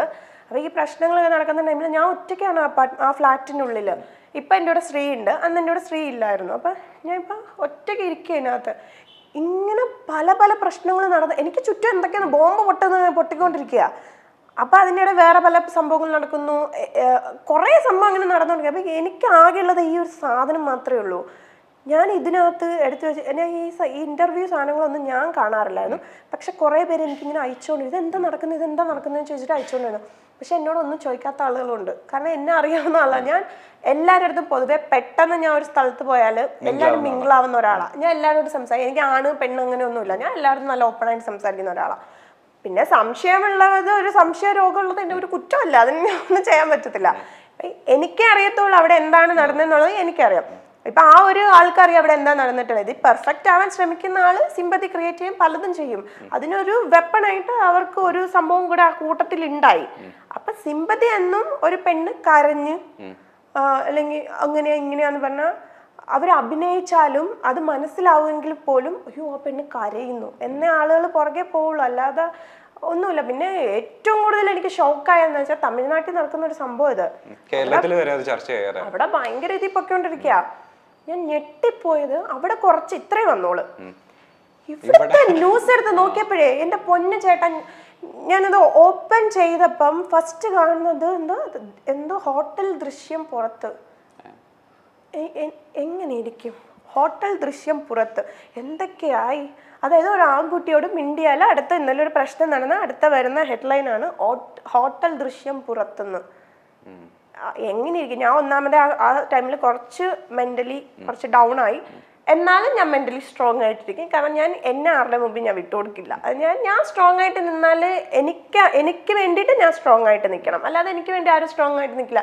പിന്നെ എന്നെ സ്നേഹിക്കുന്ന കുറേ ആളുകളുണ്ട് എനിക്ക് കൂട്ടായിട്ട് നിൽക്കാനായിട്ട്. ഞാൻ അവർക്ക് വേണ്ടി ഞാൻ നിൽക്കും. എന്നെ ഞാൻ സ്നേഹിക്കുന്നുണ്ട്, അത്രയേ ഉള്ളൂ. അപ്പം ഞാൻ ഈ സാധനമൊക്കെ കണ്ടപ്പോഴേ ഈ ഹെഡ്ലൈൻസ് ആണ് സഹിക്കാൻ പറ്റാത്തത്. എനിക്കറിയല. ഇന്ന് വെറുതെ ഒന്ന് അൻഷിതാന്ന് അടിച്ചു നോക്കിയാ ഇതിനകത്ത് വരും എന്താ ഹോട്ടൽ ദൃശ്യം പുറത്ത്. പക്ഷെ എനിക്കിപ്പോഴും മനസ്സിലാവാത്ത ഈ എഴുതിയിടുന്നവരുടെ വീട്ടില് അമ്മയും അച്ഛനും പെങ്ങളും അല്ലെങ്കിൽ ഭാര്യ ഒന്നും ഇല്ലെന്ന് ഞാൻ എപ്പോഴും ആലോചിക്കാറുണ്ട്. എന്ന് വെച്ചാൽ മറ്റുള്ളവരുടെ ജീവിതം വിറ്റ് കഴിക്കുന്നത് സത്യമായിട്ടും ദഹിക്കില്ല. സത്യമാണ്, ദൈവസത്യം ഞാൻ പറയാണ്. മറ്റുള്ളവരുടെ ജീവിതത്തിന് വിറ്റ്, അതായത് വളരെ മോശമായിട്ട് വിറ്റ് ഒരു അരിയെങ്കിലും നമ്മൾ കഴിച്ചിട്ടുണ്ടെങ്കിൽ അത് ദഹിക്കില്ല. അതിനുള്ളത് ദൈവം കൊടുക്കും, അതെന്തായാലും കൊടുക്കും. അതാണ് ഞാൻ പിന്നെ ഇതിനൊന്നും റിയാക്ട് ചെയ്യാത്തതാ. ഞാൻ മനസ്സിലാക്കിയിട്ട് അത്രേ ഉള്ളൂ, മലയാളികൾ എന്നും മറ്റുള്ളവരുടെ കുറ്റം മാത്രം കണ്ടുപിടിക്കാൻ വേണ്ടി നടക്കുന്ന കുറെ ആളുകളുണ്ട്. അവർക്ക് ഇതേ പറ്റൂ എന്ന് വെച്ചാൽ അവർക്ക് മേലണങ്ങി പണിയെടുത്ത് കഴിക്കാൻ പറ്റിയല്ല. അപ്പൊ അവരെന്ത് ചെയ്യും? ഈസി പരിപാടി ഇതാ, കുറച്ച് വാക്കുകളിലാണ് മനുഷ്യന്റെ ജീവിതം അങ്ങ് നശിപ്പിച്ചിട്ട് എഴുതിയിടും. എന്തൊരു ബ്യൂട്ടി എന്തൊക്കെയോ കുറെ ഇതുണ്ട് ഇതിനകത്ത്. നമ്മളെ യൂട്യൂബിൽ ഉണ്ട് ബ്യൂട്ടി എന്തൊക്കെയുണ്ട്, എനിക്ക് അറിയല. പിന്നെ ഇതേപോലെ തന്നെയാണെങ്കിൽ നമ്മൾക്ക് എൻ്റെ പേഴ്സണൽ അനുഭവം ഞാൻ പറയാം. എന്നെ അറിഞ്ഞൂടാത്ത വ്യക്തികളുണ്ട്. അൻഷിത എന്നൊരു ആക്ട്രസ് ഉണ്ട്, ഇപ്പം വിജയ് ടി വിയിൽ ഏഷ്യാനെറ്റിൽ ഇങ്ങനെ സീരിയൽ ചെയ്യുന്ന ഇന്നൊരു ആർട്ടിസ്റ്റ് ഉണ്ടെന്ന് അറിയാം. അല്ലാതെ പേഴ്സണലി എന്നെ കണ്ടിട്ടുണ്ടാവില്ല, എന്നെ അറിയില്ല. ഇവരൊക്കെ ആയിരിക്കാം ചിലപ്പോൾ കുറ്റം പറയുന്നത്. അതിനിപ്പോ എനിക്കൊന്നും ചെയ്യാം. അത് ഞാൻ എപ്പോഴും പറയുന്നത്, ഞാൻ അവരെക്കാട്ടിലും 10 പടി മുകളിലാ. അതുകൊണ്ട് അവർക്ക് എന്നെ കുറ്റം പറയുമ്പോൾ ഒരു മനസ്സുഖം കിട്ടുമായിരിക്കും. അതുകൊണ്ട് അവർ പറയട്ടെ, സന്തോഷമായിട്ടിരിക്കട്ടെ. മറ്റുള്ളവരുടെ സന്തോഷമാണല്ലോ നമ്മുടെ സന്തോഷം, അത്രേ ഉള്ളൂ. ഈ ഇഷ്യൂ ഉണ്ടായ ഈ ദിവസങ്ങളുണ്ടല്ലോ, അതായത് തമിഴ്നാട്ടില് ചർച്ചയാവുന്നു, പല യൂട്യൂബ് ചാനലുകാർ വന്ന് റിയാക്ട് ചെയ്യുന്ന അവരുടെ ഇന്റർവ്യൂസ് എടുക്കുന്നുണ്ട്. കുറെ കോൾസ് വന്നു, എനിക്കറിയാം 100+. എന്റെ ലൈഫിൽ ആദ്യം അങ്ങനെ 100+ മിസ് കോൾസ്. ഞാൻ ഒരു രാത്രി രാവിലെയൊക്കെ എണീറ്റ് തോന്നും 100+ ഇങ്ങനെയൊക്കെ വരുന്നത് മെസ്സേജസ്. അയ്യോ അറിയല്ല എന്താന്ന്. ഞാൻ ഇൻസ്റ്റാഗ്രാം ഒക്കെ പ്രൈവറ്റ് ആക്കി ഇട്ടു. എന്ന് വെച്ചാൽ ചിലപ്പോ ഇത് കണ്ടു കഴിഞ്ഞാൽ ചിലപ്പോ നമ്മള് ആത്മഹത്യ പ്രേരണ എന്ന് പറയില്ലേ, ചിലപ്പോ നമ്മൾ ചെയ്തു കളയും. അമ്മാതിരത്തെ മെസ്സേജ് ആയിരുന്നു. അതുകൊണ്ട് ഞാൻ ഇത് പ്രൈവറ്റ്, കാരണം എന്റെ മനസ്സിന് വിട്ടു പോവരുതല്ലോ, ഞാൻ പിടിച്ചു വെക്കണ്ടേ. അതുകൊണ്ട് ഞാൻ എല്ലാം പ്രൈവറ്റ് ആക്കി ഇട്ടു. അങ്ങനെ ഞാൻ ഈ പറഞ്ഞ പോലെ ഒരുപാട് മലയാളം ഓൺലൈൻ ചാനലൊക്കെ ഈ പറഞ്ഞ സെലിബ്രേറ്റ് ചെയ്തൊരു ന്യൂസ്. മലയാളം ഓൺലൈൻ ചാനലിനെ കുറിച്ച് പറയരുത് ചേട്ടാ, ഞാൻ വെറുത്തുപോയി. അതായത് നമ്മള് നല്ലതായിട്ട് നമ്മളിപ്പോ ഞാൻ കൂടെവിടെ എന്നൊരു സീരിയൽ ചെയ്തപ്പം, അല്ലെങ്കിൽ ഞാൻ വന്ന് എന്തെങ്കിലും പറയുമ്പോൾ അതവർ ആഘോഷിച്ചു. അതിനെ അവർ ആഘോഷിച്ചു. ഇന്ന കുട്ടി നല്ലതാണ്, ഇതാണ്, ഈ കുട്ടി ഇത് ചെയ്യുന്നു, ഈ കുട്ടി അവിടെ പോയി. നമ്മൾ പോകുന്നിടത്ത് എല്ലാം ന്യൂസാണ്. ഇത് നോക്കിയാൽ യൂട്യൂബ് നോക്കിയാൽ എല്ലാം ന്യൂസാണ്. ആ പറഞ്ഞ കൊണ്ട് തന്നെ ഒരു പ്രശ്നം വന്നപ്പോൾ എന്താണ് അവിടെ നടന്നതെന്ന് പോലും അവർക്ക് അറിയില്ല. ഞാൻ ചോദിക്കുക, ഇപ്പൊ ചേട്ടൻ ഇപ്പൊ ഇന്റർവ്യൂ കഴിഞ്ഞിട്ട് ചേട്ടൻ ഇറങ്ങിപ്പോയി പറയാണ്, ആ ചേട്ടൻ വേണ്ട, പെണ്ണ് പറഞ്ഞാലേ എല്ലാത്തിനും വിലയുള്ളൂ. ഞാൻ ഇറങ്ങിപ്പോയിട്ട് പറയാണ്, ആ ചേട്ടൻ എന്നെ കയറി പിടിച്ചു, ആ ചേട്ടൻ ഇത് വളരെ മോശമായി സംസാരിച്ചു എന്ന് ഞാൻ പറയുക. തീർന്നു, ചേട്ടന്റെ കഥ കഴിഞ്ഞു. അതാണ് ഇന്നത്തെ ലോകം. അതാണ് ഇന്ന് നമ്മളൊന്നും ചെയ്തില്ലെങ്കിലും സിമ്പതി. പെണ്ണുങ്ങൾക്ക് ഇന്ന് ഏറ്റവും നന്നായിട്ട് കളിക്കാൻ പറ്റിയ ഒരു സാധനം കണ്ണുനീര്. അപ്പൊ എന്തുകൊണ്ടന്ന് ആ സമയത്ത് പ്രതികരിക്കാതിരുന്നത്? ഞാൻ പറഞ്ഞില്ലേ, എനിക്ക് ആ ടൈമിൽ എന്താ വെച്ചാൽ എനിക്ക് 25, എനിക്ക് 24 വയസ്സുള്ളൊരു പെങ്കൊച്ചാണ് ഞാൻ. എത്രയെന്ന് പറഞ്ഞാൽ നമ്മൾ ബോൾഡായി നിൽക്കുന്നതിനൊരു പരിധിയുണ്ട്. ഞാനൊരു മനുഷ്യനാണ്, ഞാനൊരു മനുഷ്യ സ്ത്രീയാണ്. ബോൾഡായി നിൽക്കുന്നതിനൊരു പരിധിയുണ്ട്. ഞാൻ എനിക്ക് എല്ലാവരുടെ മുമ്പിൽ കരയാറില്ല. ആ ടൈം എന്ന് വെച്ചാൽ ഞാൻ പൊട്ടി നിൽക്കുന്ന സമയമാണ്. അതെന്നെ വളരെ അടുത്തവർക്കൊക്കെ അറിയാം, അടുത്തറിയാവുന്ന ആളുകൾക്കറിയാം. എന്നെ 24 മണിക്കൂർ വിളിച്ചുകൊണ്ടിരിക്കുന്നവരുണ്ട്, അതായത് എന്നെ അടുത്തറിയാവുന്നവർ. എന്നെ അമ്മ ഭയങ്കര പേടിയായിരുന്നു, ഞാൻ എന്തെങ്കിലും ചെയ്തു കളയുമോ എന്നൊക്കെ ഭയങ്കര പേടിയാന്ന് വെച്ചാൽ, എനിക്ക് ആരും ഉണ്ടാക്കി തന്നതല്ല. അൻഷിത എന്നൊരു ആർട്ടിസ്റ്റ് ഉണ്ടെന്നുള്ള പദവി എനിക്ക് ആരും ഉണ്ടാക്കി തന്നതല്ല. എൻ്റെ അമ്മ കഷ്ടപ്പെട്ട് ഒരു ഫീൽഡിൽ എന്നെ കൊണ്ടുവന്ന്, അതായത് എൻ്റെ അമ്മ എടുത്ത എഫേർട്ടാണ് ഞാൻ ഇന്ന് ഇവിടെ ഇരിക്കുന്നത്. എനിക്ക് അഭിനയിക്കാൻ ഇഷ്ടമല്ലായിരുന്നു. അതിനുശേഷം എൻ്റെ അമ്മ എടുത്ത എഫേർട്ട് ഞാൻ ഇന്ന് വന്ന് ഞാൻ നന്നായിട്ട് കഷ്ടപ്പെട്ട് എടുത്തൊരു പേരാണ് അൻഷിത എന്നൊരു ആർട്ടിസ്റ്റ് ഉണ്ടെന്നുള്ളത്. അതുകൊണ്ട് എനിക്ക് നാട്ടുകാരെല്ലാം ബോധിപ്പിക്കണ്ട, എനിക്ക് എന്നെ അറിയുന്ന ആളുകളെ ബോധിപ്പിച്ചാൽ മതി. എൻ്റെ അമ്മയൊക്കെ എന്നെ വീട്ടിൽ നിന്ന് വെച്ചാൽ ആരും വിശ്വസിക്കില്ല, എത്രയും വലിയ പ്രശ്നം നടക്കുക. വിളിച്ചിട്ട് എൻ്റെ ബ്രദർ എല്ലാവരും എന്നെ വിളിച്ചിട്ട് എന്നോട് പറഞ്ഞു, നീ എന്താണെന്ന് ഞങ്ങൾക്കറിയാം, നീ ഒരാണിനോട് എങ്ങനെ മിണ്ടും, നീ എന്താണെന്ന് ഞങ്ങൾക്കറിയാം, അതുകൊണ്ട് ഇത് വിട്ടേക്ക് എന്നേ പറഞ്ഞിട്ടുള്ളൂ. അല്ലാതെ എൻ്റെ അടുത്ത് ഒരു ചോദ്യം അതിൻ്റെ അപ്പുറം ഇപ്പുറം ചോദിച്ചിട്ടില്ല. പിന്നെ എൻ്റെ ഫ്രണ്ട്സ്, ഞാൻ എല്ലാ A to Z പറയുന്ന ഫ്രണ്ട്സ്, ചേട്ടൻ, മാൻവി, റൈവിള്, ഇപ്പൊ കണ്ടു, ഞങ്ങൾ എല്ലാ കഥയും പറയും. അന്ന് കണ്ടതും തൊട്ട് ഇന്ന് കണ്ടതും എല്ലാ കഥയും ഞങ്ങൾ പറയും. അതാണ് അപ്പൊ അവർക്കെല്ലാം അറിയാം എന്താന്നുള്ളത്.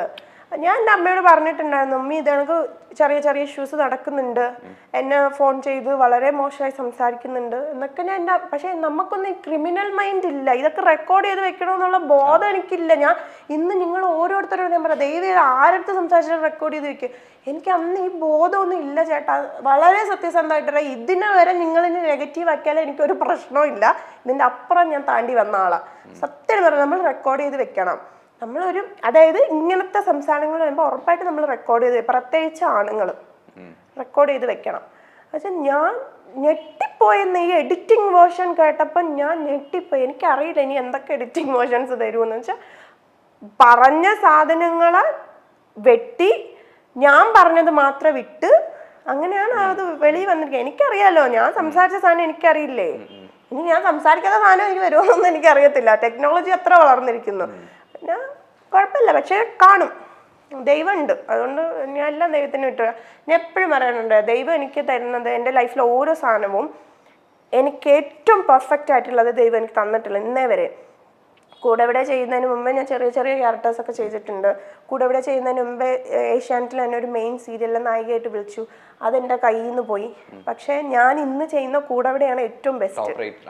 ഏറ്റവും ബെസ്റ്റ് അതാണ്. ആ സീരിയലിനെ വെച്ച് നോക്കിയാൽ ഏറ്റവും ബെസ്റ്റ് കൂടെവിടെയാണ്. അപ്പം ദൈവം എനിക്ക് ബെസ്റ്റാണ് തന്നത്. അതെനിക്ക് ചെല്ലമ്മ ഏറ്റവും ബെസ്റ്റ് ക്യാരക്ടറാണ് തന്നത്.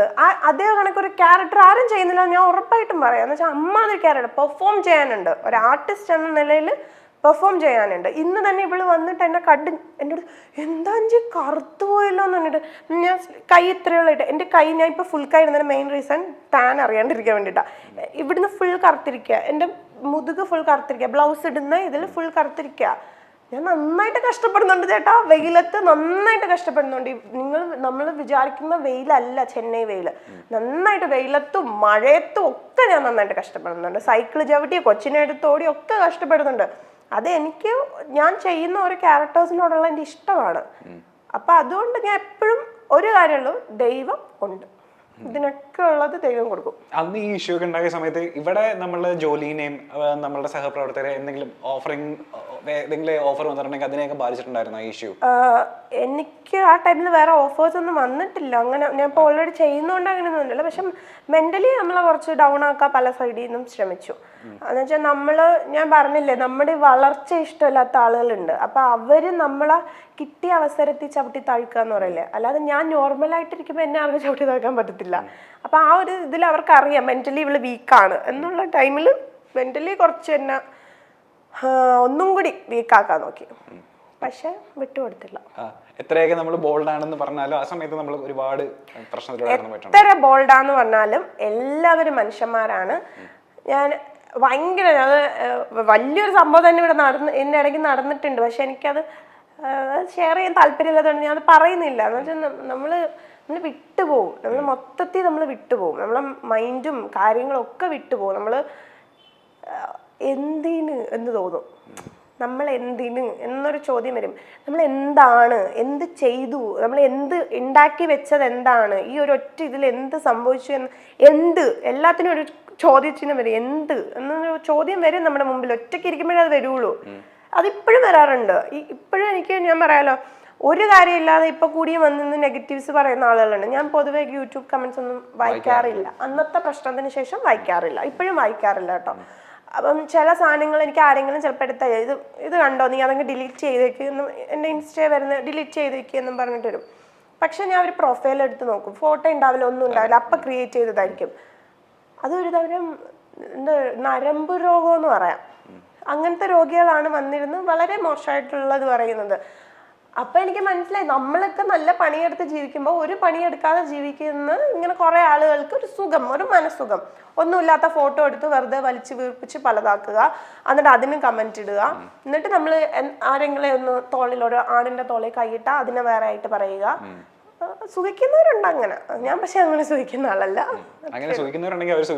ഉറപ്പായിട്ടും. പക്ഷെ ഞാൻ പറയുന്ന ഒരു ഒറ്റ കാര്യമുള്ളൂ, അത് കുറച്ചെങ്കിലും കോമൺ സെൻസ് ഉള്ളവർ തലയിൽ എടുക്കുക. ഒരിക്കലും ഒരു ആള് പറയുന്നത് കേട്ട് അവരെ വിശ്വസിച്ച് മറ്റുള്ളവരെ ജഡ്ജ് ചെയ്യാതിരിക്കുക. നിങ്ങൾ വിചാരിക്കുന്നതല്ല ഈ ലോകം, നിങ്ങൾ വിചാരിക്കുന്നതല്ല ആളുകൾ. ഞാൻ എൻ്റെ ലൈഫിൽ കണ്ടു അഭിനയിക്കാൻ, ലൈഫിൽ അഭിനയിക്കുന്ന കണക്ക് അവർ ചെയ്യുന്ന ഒരു തൊഴിൽ അവർ അഭിനയിക്കില്ല. എനിക്ക് തോന്നി മലയാളികളുടെ എപ്പോഴത്തെയും പ്രശ്നം, അതായത് ഒരു ഏതെങ്കിലും ഇഷ്യൂ ഉണ്ടായി കഴിഞ്ഞാൽ ഒരു ഭാഗം മാത്രം കേട്ട് അപ്പൊ തന്നെ ഒരു പ്രതികരണം എഴുതുക, അല്ലെങ്കിൽ പോസ്റ്റ് ഇടുക. അല്ലേട്ടാ, അതാ ഞാൻ പറഞ്ഞത്. ഞാൻ പോലും അങ്ങനെ ആയിരുന്നു. അതാ ഞാൻ പറഞ്ഞത്. നമ്മളൊരു ന്യൂസ് കാണുമ്പോൾ ഒരു പെൺകുട്ടിയെ ഒരു ആൺ ചെറുക്കൻ ഇങ്ങനെ ചെയ്തു, അല്ലെങ്കിൽ ആൺകുട്ടിയെ ഒരു പെണ്ണ് ഇങ്ങനെ ചെയ്തു എന്ന് പറയുമ്പോൾ നമ്മൾ അതിൽ ആരാണോ കുറ്റം ചെയ്തതെന്ന് പറയപ്പെടുന്ന ആളാ നമ്മൾ മൊത്തത്തില് പറയും. ഇവരെന്ത് ബോറാ, ഇവൻ ഇങ്ങനെയൊക്കെ ചെയ്യാൻ കൊള്ളാം, എന്നാലും ആ പെങ്കൊച്ചിനെ എങ്ങനെ, അല്ലെ പെങ്കൊച്ചിനെ കാണാൻ സുന്ദരി പെങ്കൊച്ചി, ഈ ചെറുക്കൻ എന്തായിരുന്നു, അല്ലെങ്കിൽ ഈ ചെറുക്കനെ കാണാൻ എന്ത് നല്ലതാ, ഈ പെങ്കൊച്ചി ഇങ്ങനെ ചെയ്ത്. അതൊന്നും അല്ല, അവർക്കിടയിൽ നടക്കുന്നത് നമുക്ക് അറിയത്തില്ല. അത് അറിയാത്ത കാര്യത്തെ ഇപ്പൊ തലയിടാതിരിക്കുക. എന്തിനാണ് മറ്റുള്ളവരുടെ ലൈഫിൽ തലയിടുന്നത്? വേറെ എന്തൊക്കെ കാര്യങ്ങളുണ്ട്? എനിക്ക് ഇങ്ങനെ തലയിട്ടാണ് ഇന്ന് നമ്മുടെ സമൂഹത്തിൽ പല പ്രശ്നങ്ങളും ഇപ്പം ഉണ്ടായിക്കൊണ്ടിരിക്കുന്നത്. എന്നുവെച്ചാൽ ആവശ്യമില്ലാത്ത കാര്യങ്ങളിൽ തലയിടുമ്പം ഏത് സൈഡിലുള്ള ഒരാൾക്കാണെങ്കിലും ഒരു കോൺഫിഡൻസ് കിട്ടും.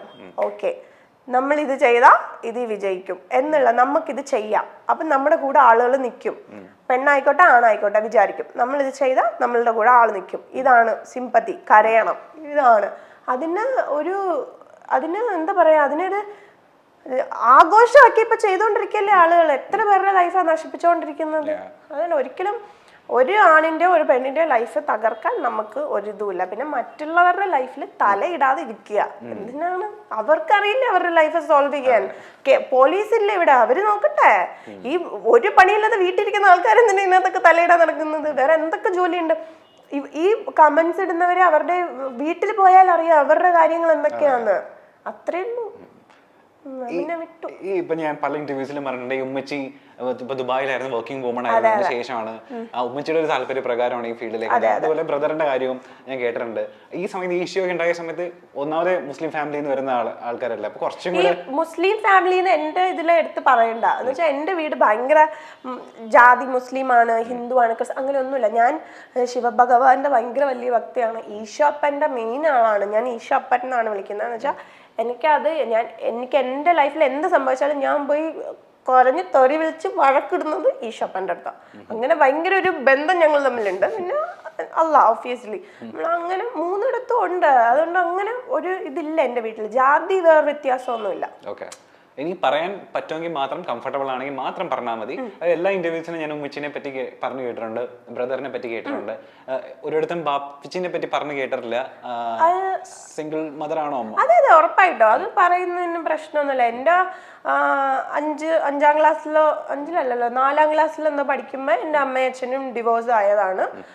സിംഗിൾ മദറാണ്. എൻ്റെ അമ്മ ഒറ്റയ്ക്ക് നല്ല കഷ്ടപ്പെട്ട് വളർത്തി കൊണ്ടുവന്നതാണ് എന്നെ, എൻ്റെ ബ്രദറിനെ. ആ ഒരു ടൈമിൽ പോലും നമ്മൾ സമൂഹത്ത് നേരിടുന്ന സിംഗിൾ മദറിന്റെ ഇത് വരുമ്പോ അറിയാലോ, അപ്പൊ തന്നെ ആളുകൾ എന്തൊക്കെ പറയൂന്ന്. ആ അമ്മ എന്ത് പറയും, അവര് വളർത്തി വരുന്ന കുട്ടികളെ എന്ത് പറയും, ഒക്കെ നമ്മൾ കേട്ട് കണ്ട് ഇവിടെ വരെ എത്തിയത്. അതുകൊണ്ട് ഞാൻ പറഞ്ഞില്ല, എന്നെ ഇവർക്കൊക്കെ തകർക്കാൻ പറ്റില്ല. എന്നെ തകർക്കണമെങ്കിൽ എനിക്ക് ഏറ്റവും ഇഷ്ടപ്പെട്ട ആളുകൾക്കേ പറ്റുള്ളൂ, ആർക്കും പറ്റില്ല. ഈ പറഞ്ഞ പോലെ കല്ലെറിയുന്നവര് കല്ലെറിഞ്ഞോട്ടെ, അവര് പക്ഷെ കല്ലെറിയുന്നവര് എറിഞ്ഞോണ്ടിരിക്കും. പക്ഷെ അവര് തിരിഞ്ഞു നോക്കണം അവര് എത്ര പേര് എറിഞ്ഞോണ്ടിരിക്കുകയാണെന്ന്. അത്രേ ഉള്ളൂ. ഈ പറഞ്ഞ പോലെ ഇന്ന് ചിലപ്പോൾ കുറ്റം പറയുന്നവര് നാളെ തിരുത്തി പറയുകയും ചെയ്യും. അത് വേണ്ട ചേട്ടാ, നമുക്ക് അങ്ങനത്തെ സ്നേഹം വേണ്ട. ഒരിക്കലും അങ്ങനത്തെ സ്നേഹത്തിലൊന്നും ആരും പോയി വീടരുത്. ഇന്ന് നമ്മളെ കുറ്റം പറഞ്ഞിട്ട് നാളെ നമ്മളെ കൂടെ നിൽക്കുന്നവര് നമുക്ക് വേണ്ട. എപ്പോഴും ഒരേപോലെ ഇരിക്കണം. അതായത് പറയാം, കുറ്റം നമ്മൾ ചെയ്യുന്ന ഒരു തെറ്റുണ്ടെങ്കിൽ പറയടി അത് നീ ചെയ്ത തെറ്റായിപ്പോയി എന്ന് പറയാം. പക്ഷെ അല്ലാതെ ഒന്നും അറിയാതെ വന്ന് കുറ്റം പറയുന്നത് നാളെ നമ്മൾ നല്ലതൊരു കാര്യം ചെയ്യുമ്പോൾ വന്ന് എനിക്ക് അങ്ങനെ ആരെയും വേണ്ട. എന്റെ ലൈഫ് എനിക്ക് അങ്ങനെ ആരും വേണ്ട, ആരും ഞാൻ അടുപ്പിക്കില്ല. ഇതേപോലെ തന്നെ ബോൾഡായിട്ട് തന്നെ മുമ്പോട്ട് പോയി. പറഞ്ഞ പോലെ കുറ്റം പറയുന്നവരുണ്ടാവും, അത് മൈൻഡേ ചെയ്യേണ്ട. നെഗറ്റീവ് കമന്റ്സ് ഇടുന്നവരുണ്ടാവും, അവർ കമന്റ് ചെയ്തോട്ടെ. അവർക്ക് ഒരു സുഖം കിട്ടുന്നുണ്ടെങ്കിൽ നമ്മൾ ബോൾഡായിട്ട് തന്നെ പോയാൽ മതി. ഒരുപാട് സന്തോഷം. ഒരുപാട് പെൺകുട്ടികൾക്ക് ഈ പറയുന്ന പോലെ ഭയങ്കര ഇൻസ്പിറേഷൻ ആയിരിക്കും താങ്കളുടെ നിലപാടുകളും. ഈ പറയുന്ന പോലെ താങ്കൾ ഇതുപോലെ കോട്ട് ചെയ്ത് ഈ ഇന്റർവ്യൂവിൽ പറഞ്ഞ കോട്ട്സ് ഒക്കെ അത്രയും പെൺകുട്ടികൾക്ക് സഹായമാണെങ്കിൽ അങ്ങനെ തന്നെ ആവട്ടെ. അല്ല, പെൺകുട്ടികളോട് എനിക്ക് പറയാനുള്ള ഒന്നേ ഉള്ളൂ, ആരുടെ മുമ്പിലും ഒന്നിനു വേണ്ടിയിട്ട് ഒരു സാധനത്തിന് വേണ്ടിയിട്ടും തല കുനിച്ചു കൊടുക്കരുത്. തല ഉയർത്തി തന്നെ നിൽക്കണം. കാരണം പെണ്ണുങ്ങൾ ഇപ്പം എനിക്കറിയാം, പെൺകുട്ടികളെല്ലാം ഇപ്പം ഭയങ്കര ബോൾഡാണ്, അടിപൊളിയാണ്. പക്ഷെ ചില സിറ്റുവേഷൻസിൽ നമ്മൾ ഡൗൺ ആവും. ആവണ്ട, ഇതും കടന്നു പോകും. അത്രേ ഉള്ളൂ. അപ്പോൾ നമ്മൾ എക്സൈറ്റഡ് ആണ് താങ്കളുടെ ഈ പറഞ്ഞ മലയാളത്തിലാണെങ്കിലും തമിഴിലാണെങ്കിലും വർക്ക് കാണാൻ. ഇനി ഈ പറയുന്ന ഇതുപോലെ വലിയ വലിയ അടിപൊളി കഥാപാത്രങ്ങൾ ചെയ്ത് മലയാളത്തിലും തമിഴിലൊക്കെ ഒരുപാട് തിളങ്ങാൻ സാധിക്കട്ടെ. മാത്രമല്ല സിനിമയിലേക്കും ഈ പറയുന്ന പോലെ ചൂട് വെച്ചിട്ട് ഉമ്മിച്ചിനെ അന്വേഷിച്ചെന്ന് പറയാം. Thank you so much ma'am. Thank you.